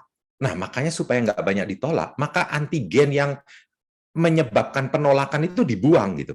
Nah, ngebuangnya gimana? Yang ngebuangnya itu saat babinya itu masih embrio, itu diedit gitu. Jadi waktu embrio dia diedit sehingga bagian-bagian yang nanti itu menyebabkan antigenik parah ke manusia itu udah dibuangin. Seperti kayak tadi itu kita lihat CCA5 pada HIV tadi dibuang. Nah, itu dibuang. Tadi ya. Jadi babinya tadi itu sudah hasil rekayasa, hasil editing, lalu diambillah kemudian ginjalnya tadi, dan itu yang kemudian dikatakan di situ dicangkokkan, dan itu sejauh ini masih nampak berhasil ya, daripada dia kemudian nggak dapat donor, karena kan susah dapat donor jantung ataupun ginjal mungkin. Nah, itu yang terjadi sebetulnya.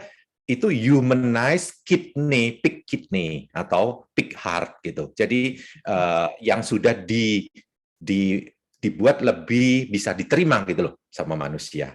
Itu ya, sudah direkayasa terlebih dahulu ya, Pak Anton ya, baru dimasukkan ke dalam tubuh manusia. Baik, terima kasih Pak Prof. Berikutnya pertanyaan dari Pak Ulil Albab dari MA Azmania. Pertanyaannya, apakah DNA kita sejak lahir hingga dewasa tetap sama atau berubah? Jika sama, apa yang menyebabkan perbedaan tubuh kita berubah seiring bertambahnya usia? Silakan, Prof. Baik. Perubahan itu tidak harus perubahan pada DNA.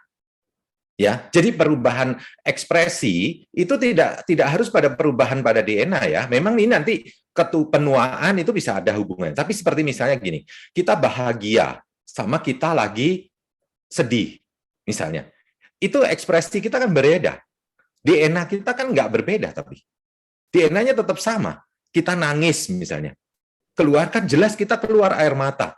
Tapi satunya kita nggak nangis pada kondisi itu. Nah, itu DNA kita nggak berubah juga kan di situ.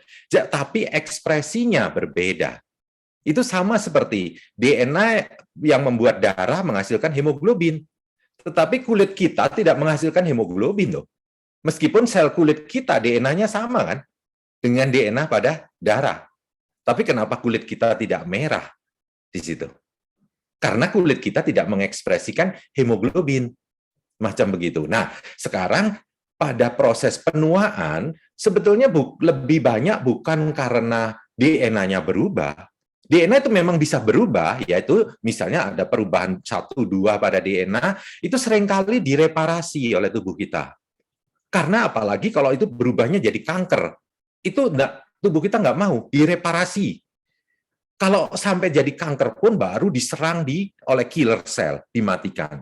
Tapi dari awal dia repair, direparasi. Tapi perubahan seperti penuaan itu lebih karena memang di dalam hal ini perubahan pada ekspresi gen. Memang ada faktor DNA, misalnya pada telomere yang kemudian menjadi lebih pendek dan sebagainya. Itu banyak pengetahuan yang ikut di dalamnya. Tetapi secara umum DNA manusia yang sudah tua dengan yang masih bayi pun itu nggak berbeda banyak sih gitu. Tapi ekspresinya berbeda. Baik, terima kasih Prof. Anton. Selanjutnya pertanyaan dari Saudari Wulida dari MTS Tikul Ulum. Nah, pertanyaannya, ada beberapa bentuk polimer dari asam amino, ada yang alpha helix, kemudian lembaran, ada juga yang membentuk gumpalan. Pada kondisi apa atau polimer asam amino yang bagaimana untuk dapat menjadi beberapa bentuk itu tadi, Prof? Seperti itu, Prof. Baik. Secara umum, itu sekarang itu menjadi bidang yang penting ya. Itu bioinformatik misalnya. Asam amino itu mempunyai karakter-karakter yang beda-beda. Jadi kalau kita susun, maka kemudian dia itu rantainya itu kita sebut sebagai struktur primer gitu. Jadi kalau ada merah, glisin, itu tentu saja beda. Ada glisin, lalu ada lusin, misalnya kayak gitu. Jadi itu bisa tergantung panjangnya, tergantung sekuennya, itu struktur primernya. Nah, struktur primer inilah yang nanti akan menentukan dia akan membentuk struktur sekunder macam apa. Struktur sekundernya itu bisa alpha helix atau beta sheet tadi. Lalu struktur sekunder itu akan membentuk struktur tersier macam apa. Itu ditentukan oleh berapa banyak asam amino yang menyusun protein itu, dan juga susunannya itu macam apa gitu loh. Jadi kalau misalnya lusin, metionin, lusin, itu bisa beda dengan metionin, lusin. Bisa, nah apalagi kalau itu panjangnya sampai ratusan. Jadi itu dia makanya kenapa prediksinya pun itu membutuhkan komputer sampean. Karena kita nggak bisa tahu melipat kayak apa. Komputer pun itu seringkali nanti harus diverifikasi, benar nggak sih kayak gitu, dengan X-ray kristalografi misalnya kayak gitu. Jadi struktur 3 dimensinya itu diverifikasi lagi dengan kondisi kristalnya dari protein itu. Tapi secara umum, struktur primernya, artinya itu sekuen dari asam aminonya, dari 1 sampai berapa tadi, itu menentukan gitu terhadap struktur sekunder maupun tersiernya dari protein tadi. Itu bisa jadi satu kuliah sendiri memang kalau bicara mengenai asam amino sama protein tadi. Makanya saya bilang kalau bicara mengenai DNA, RNA itu jauh lebih gampang sebetulnya, karena dia nggak macem-macem gitu ya, cuma udah AGCT gitu aja, paling gampang gitu. Ya. Ya, baik Prof. Untuk rumusannya memang cuma di AG dan CT itu sendiri ya Prof ya. Baik, berikutnya Prof nih ada lagi pertanyaan dari Bella Marista SMAN 2 Semendawai Barat. Izin bertanya Prof, seperti yang dicontohkan dan dijelaskan oleh Profesor tadi bahwa kembar identik yang satu badannya gemuk dan yang satu badannya kurus akibat ada peristiwa epigenetik yaitu penambahan metil pada asam amino timin sedangkan gugus asam amino yang lain tidak ada. Yang ingin saya tanyakan, apakah penambahan metil tersebut bisa terjadi di gugus asam amino lain seperti guanin? Selain itu, jika ada kembar identik dengan perbedaan tinggi badan, apakah itu juga disebabkan oleh penambahan metil? Terima kasih sebelumnya, Prof. Oke, baik.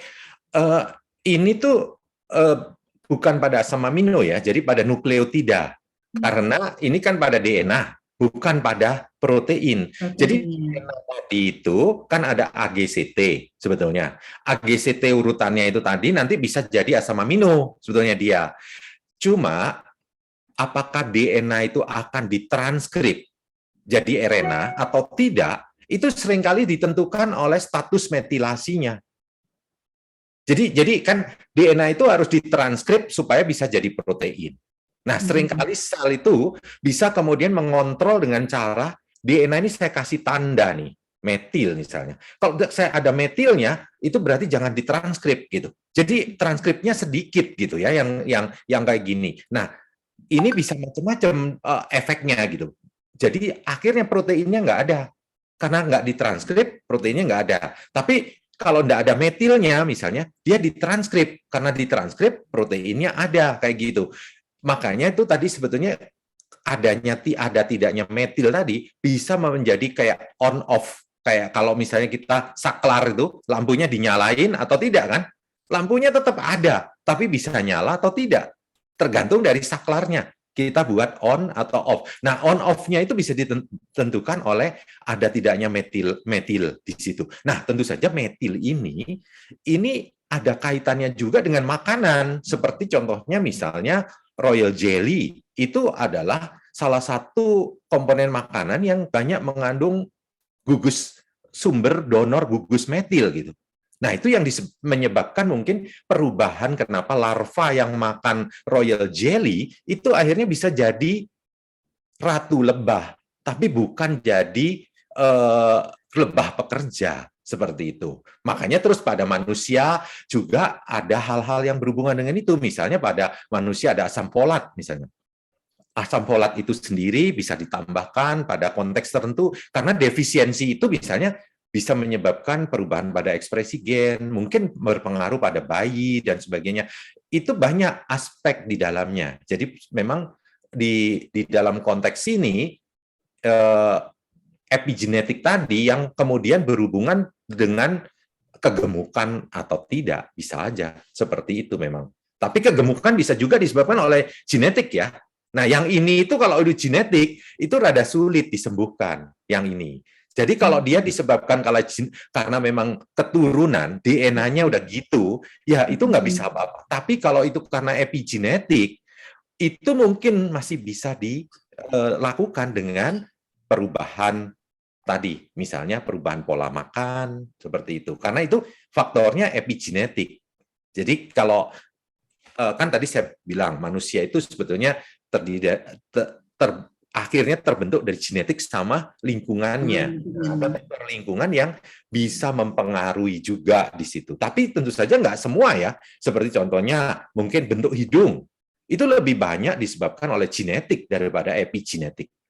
Ya, kalau misalnya betul ya, mungkin kalau hidungnya pesek dicepet terus dari bayi sampai mancung ya. Mancung, tapi kayaknya enggak juga ya kayak begitu. Jadi makanya mungkin itu lebih karena genetik gitu loh daripada epigenetik. Tapi kalau misalnya seperti misalnya kecerdasan atau itu mungkin kecerdasan lebih banyak juga ada faktor lingkungannya gitu. Karena bisa dilatih ya, Prof ya. Ya. Iya, baik. Terima kasih, Prof. Pertanyaan terakhir mungkin nih, Prof, dari Bu Hartina Nugrahani, Man 1 Kulon Progo. Izin bertanya, Profesor Anton, melihat betapa bersahabatnya kita dengan bakteri sejak dari lahir dan betapa kayanya tubuh kita akan bakteri, apakah bakteri di tubuh kita itu ikut berperan dalam pembentukan enzim dan hormon? Terus di sekeliling kita kan banyak sekali juga ODGJ ya, yang bisa makan apa aja ternyata dia nggak sakit. Nah ini apakah pola tidak sadar ini membuat DNA kebal, tidak terjadi mutasi genetik, seolah-olah ODGJ itu jadi tetap sehat. Itu bagaimana, Prof? Terima kasih, Prof, sebelumnya. OD apa ya itu tadi? Orang gila seperti itu. Oke. Sebetulnya kita nggak usah kasih contoh orang gila, tapi sebetulnya kan kalau kita lihat aja anak-anak di desa, misalnya dia suka mandi hujan-hujan, mungkin di sungai dia berenang gitu kan. Kalau kemudian kita perhatikan mereka juga nggak rentan terhadap makanan ya misalnya. Tapi kayak sebenarnya orang dari Eropa datang ke sini, seringkali makan rujak begitu. Dia udah diare, misalnya kayak gitu. Nah ini juga apa yang kita sebutkan kayak kotor, itu tidak berarti selalu negatif gitu di situ. Seperti misalnya di kehidupan kita sehari-hari, makan terasi, petis, itu sebetulnya banyak sekali bakteri di situnya ya, macam seperti itu. Dan konteks itu sangat penting, kayak seperti tempe, itu banyak sekali bakterinya itu di dalamnya. Kita banyak mengkonsumsi kayak seperti itu. Tapi kehidupan yang kemudian kita beralih ke seperti Western food gitu, mungkin juga perlu diperhatikan juga apakah itu yang menyebabkan malahan menjadi lebih rentan ya kan terhadap karena sistem imun itu membantu gitu. Seringkali kan ada orang juga memberikan seperti sampai lubang hidungnya dikasih desinfektan apa. Lah itu kan di lubang hidung kita itu sampai tenggorokan pun banyak bakteri. Bakteri itu sangat penting dan itu normal ada di tubuh kita gitu. Kalau misalnya ada bakteri itu, misalnya ada bakteri lain yang jahat, itu tidak mudah karena dia sudah diproteksi. Tapi sekarang kalau kita misalnya kasih desinfektan yang enggak keru-keruan yang sebetulnya tidak perlu gitu ya. Itu apa fungsinya gitu, seperti itu. Jadi bersih pada konteks tertentu sangat penting. Jadi tentu saja kita tidak akan makan setangan kita dengan ada lumpur gitu ya, yang bisa aja ada bakteri patogen di situ. Mesti dicuci tangannya. Tetapi terlalu berlebihan itu malah juga nggak produktif. Misalnya seperti tangan dikasih alkohol Protektif ya, terus-terusan, ya Prof kan? ya. Apalagi antibiotik gitu. Waduh, itu bisa malah bakteri yang tidak menguntungkan bisa masuk gitu. Makanya jadi tadi pertanyaan tadi itu sangat penting melihatkan bahwa tubuh kita memang hidup dengan bakteri-bakteri tadi. Dan tadi ada pertanyaannya juga, apakah menghasilkan hormon? Itu tadi saya kemukakan kan di salah satu slide. Jadi di usus kita itu sudah diketahui sekarang banyak dopamin, serotonin. Dopamin kan hormon bahagia. Serotonin itu termasuk hormon supaya kita bisa tidur nyenyak atau merasa lebih damai, begitu itu dihasilkan ternyata sebagian itu dari usus kita itu sendiri di situ. Jadi kalau makanan kita dan usus kita itu sehat, jadi pencernaan lah secara umum, pencernaan kita itu sehat, maka otak kita juga akan bekerja dengan lebih baik gitu maksudnya di dalam hal itu. Ya, kalau jawabannya adalah iya, memang bakteri itu bisa menghasilkan. Cuma pengetahuan ini kan saya sebutkan di sini, bawakan. Karena seringkali kalau kita bicara bakteri, itu orang tuh selalu bicara kuman gitu. Kuman selalu. ya. Nah, padahal bakteri itu banyak yang itu bagian dari kita bahkan sudah itu sendiri. Yang itu tadi saya bilang makanya. Jadi kok pertanyaan dulu waktu masih SMA gitu misalnya, apakah manusia eukariot? Nah, mungkin jawabannya 100% yes. Betul. Tapi kalau kita ngerti microbiome, mungkin itu harus dilengkapi jawaban itu dulu, apa pertanyaannya, atau jawabannya dilengkapi lagi, karena maksudnya eukariot tuh apanya gitu, karena kita itu nggak bisa hidup tanpa prokariot gitu juga. Jadi kan pengetahuan itu jadi nggak sama, seperti kayak anak kecil tadi, tanya ibu dari apa, adiknya dari mana? Dari perut gitu. Gitu. Tapi kalau ibunya sudah mengerti mengenai reproduksi manusia, tentu saja secara detail ya Prof ya. pada waktu anak itu masih kecil, nggak mungkin kan juga. Karena dia juga belum mengerti bicara meiosis ataupun fertilisasi. Jadi ada levelnya memang Pak pada konteks itu. Nah, mudah-mudahan itu bisa Iya, kalau terlalu berlebihan penjelasannya pun pada akhirnya gumoh ya Prof ya.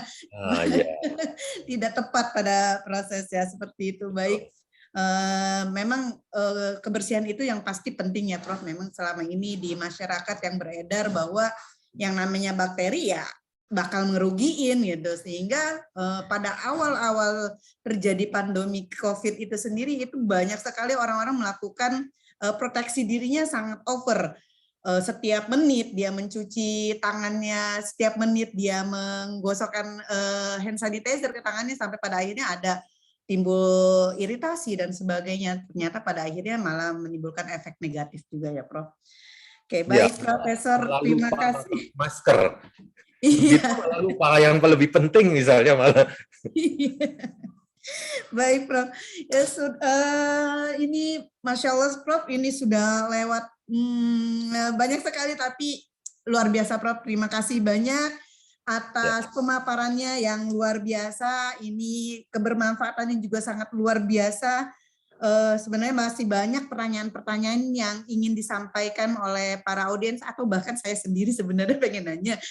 Cuma karena waktu yang sudah di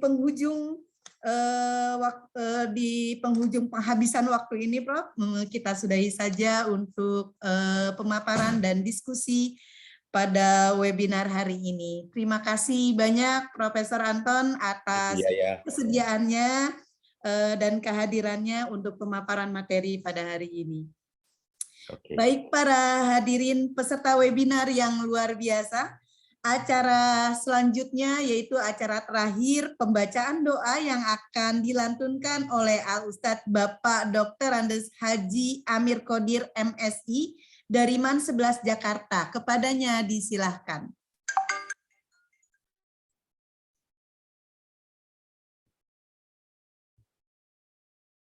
Assalamualaikum warahmatullahi wabarakatuh. Oh ya, mohon maaf Terdengarkah? Pak Amit, mohon maaf Ya. ada kita kedatangan Pak Zen, Oh sini ya, Bapak oke. Direktur GTK. Ya, Waalaikumsalam Pak Zen. Alhamdulillah sudah hadir Pak Zen. Mungkin kita dengarkan dulu sepatah dua patah kata dari Pak Direktur GTK Kementerian Agama Republik Indonesia Bapak Dr. Muhammad Zain MAG. Ya, Pak Zain, silakan Pak Zain.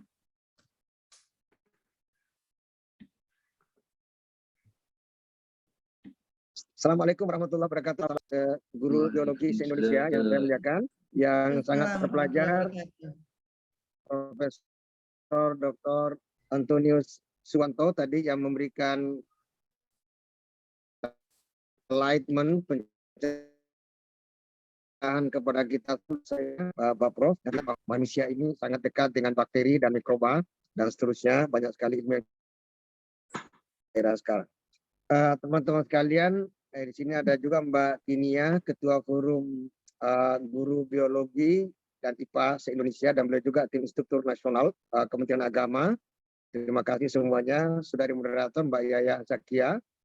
Pertama, kita apresiasi forum seperti ini dan meniscayakan kita semua untuk meningkatkan pengetahuan di tengah-tengah pandemi COVID-19, dan juga kita memasuki the fourth industrial revolution, revolusi industri generasi keempat, dan kalau di masyarakat maju sudah mengalami yang kita sebutkan sebagai society 5.0,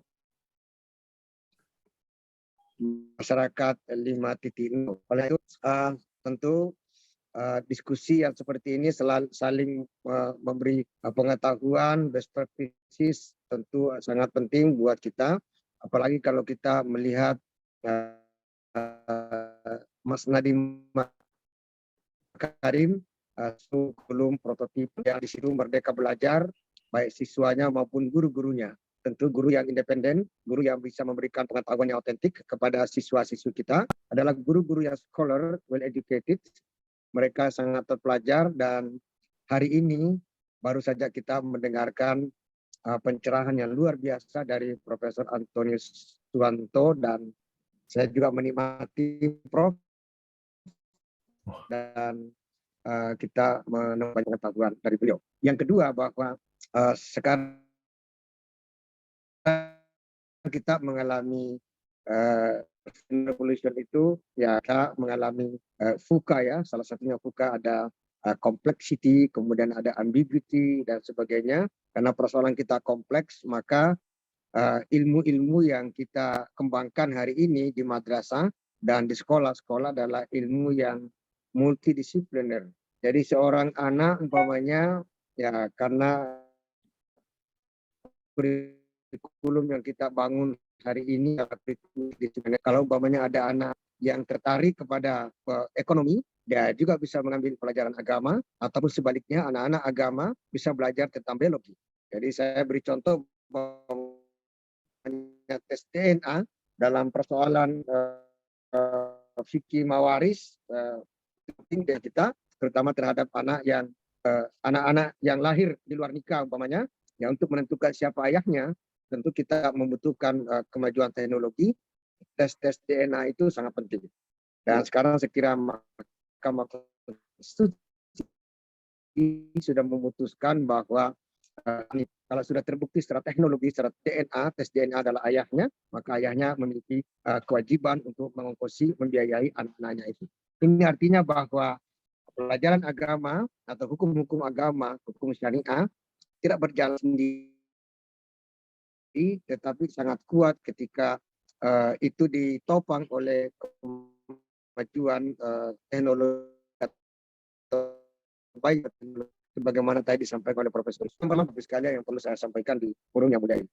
Yang kedua adalah bahwa ya tentu saya sebagai Direktur Guru dan Tenaga Menteri Madrasah Kementerian Agama RI akan mendukung kegiatan-kegiatan seperti ini, Dan sesungguhnya di Direktorat GTK ada layanan link Zoom yang gratis kita siapkan kepada siapapun, kelompok-kelompok kerja, madrasah dan sebagainya. Nanti Mbak Tinia kalau belum bergabung bisa menghubungi staf saya Pak Dr. Ainur Rafiq, bisa kita kasih linknya dan itu gratis dari Kementerian Agama sehingga teman-teman bisa secara serial mengadakan webinar seperti ini. Dan saya pikir akan banyak banyak pakar kita, profesor kita seperti Profesor Antonius yang rendah hati berbagi ilmu kepada kita semua. Dan kedepannya memang ini yang terus kita kembangkan, seperti kalau saya kutip Profesor Daniel Kahneman, salah seorang profesor di Harvard University, beliau menulis buku Thinking Fast and Slow.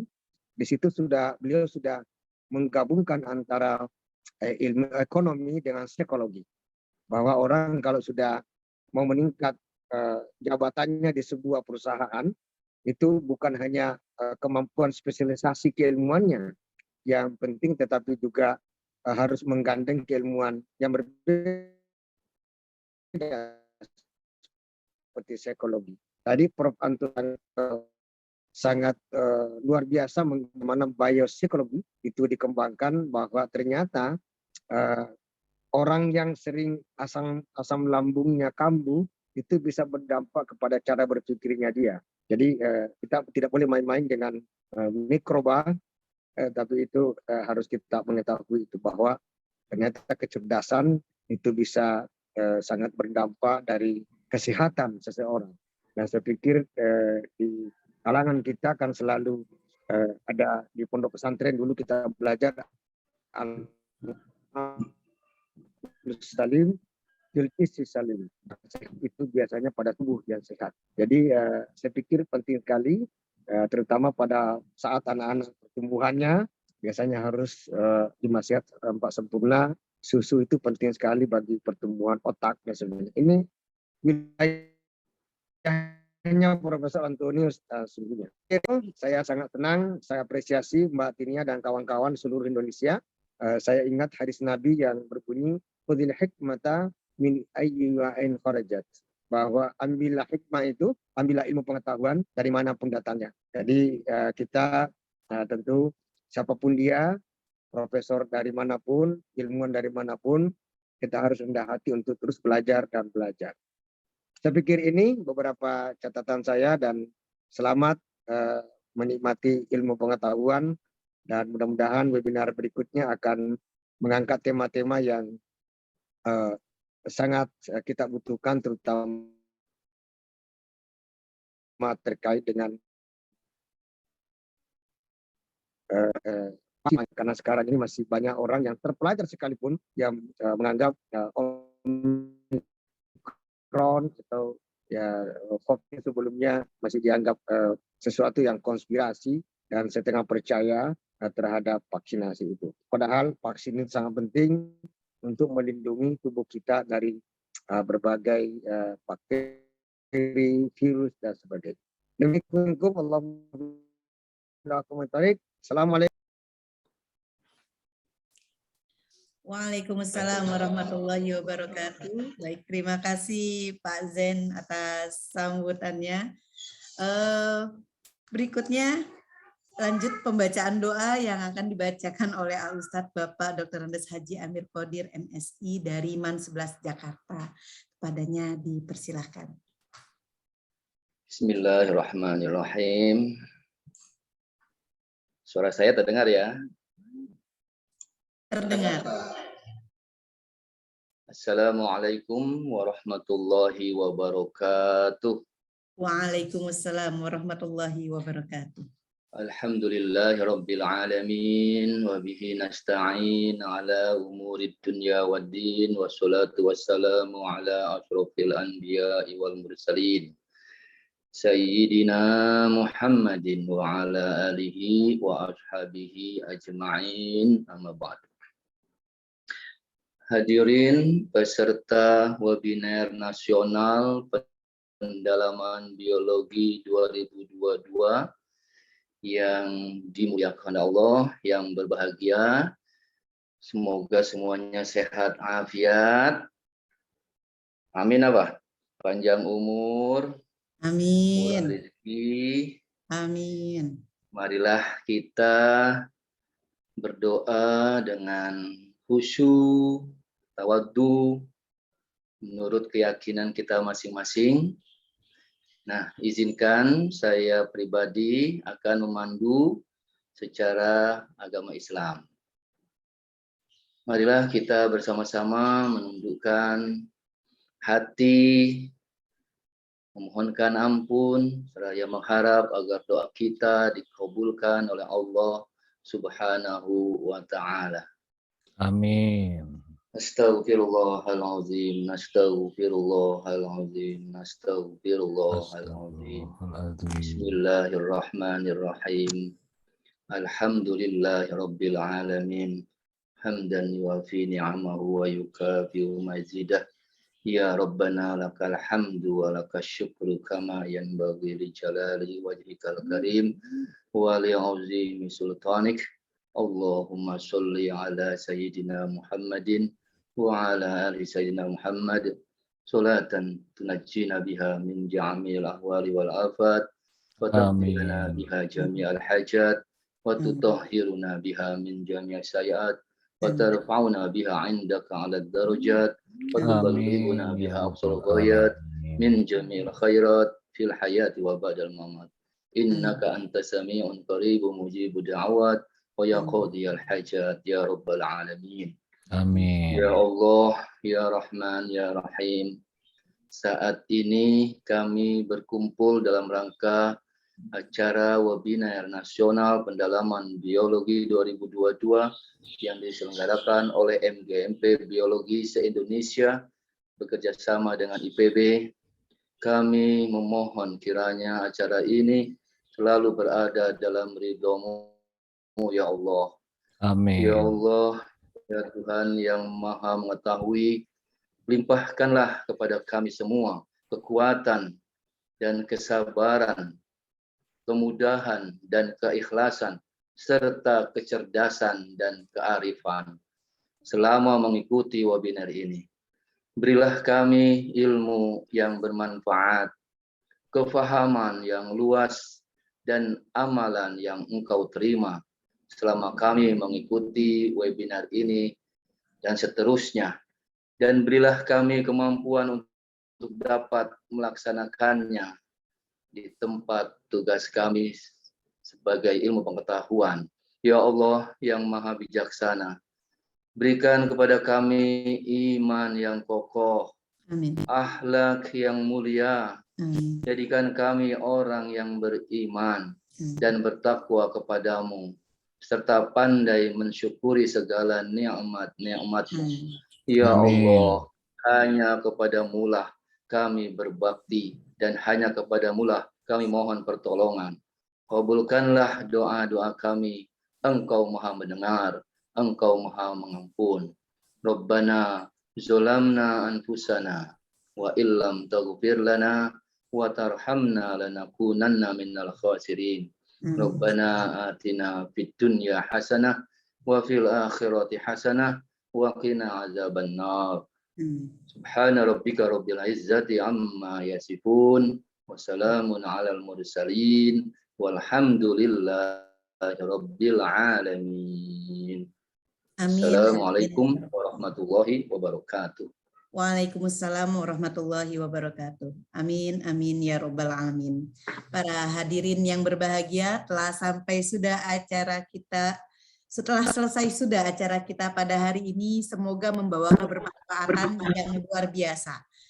Untuk informasi, seri webinar selanjutnya dapat diakses melalui Departemen Biologi pada Instagram dan Facebook @bioipb atau website www.biologi.ipb.ac.id atau pada MGMP Biologi MA Jakarta di Instagramnya @fusibioma. Para peserta webinar yang luar biasa, mohon maaf atas segala kekurangan serta kesalahan yang tidak sengaja dalam memimpin acara ini. Karena yang benar itu datangnya dari Allah semata, yang salah datangnya dari saya. Saya mau pantun sebelum menutup acara ini. Siang hari makan kuaci, makan bareng sama Ibu Asi. Cukup sekian acara hari ini, saya ucapkan banyak terima kasih. Wassalamualaikum warahmatullahi wabarakatuh. Sampai jumpa semuanya. Waalaikumsalam warahmatullahi wabarakatuh.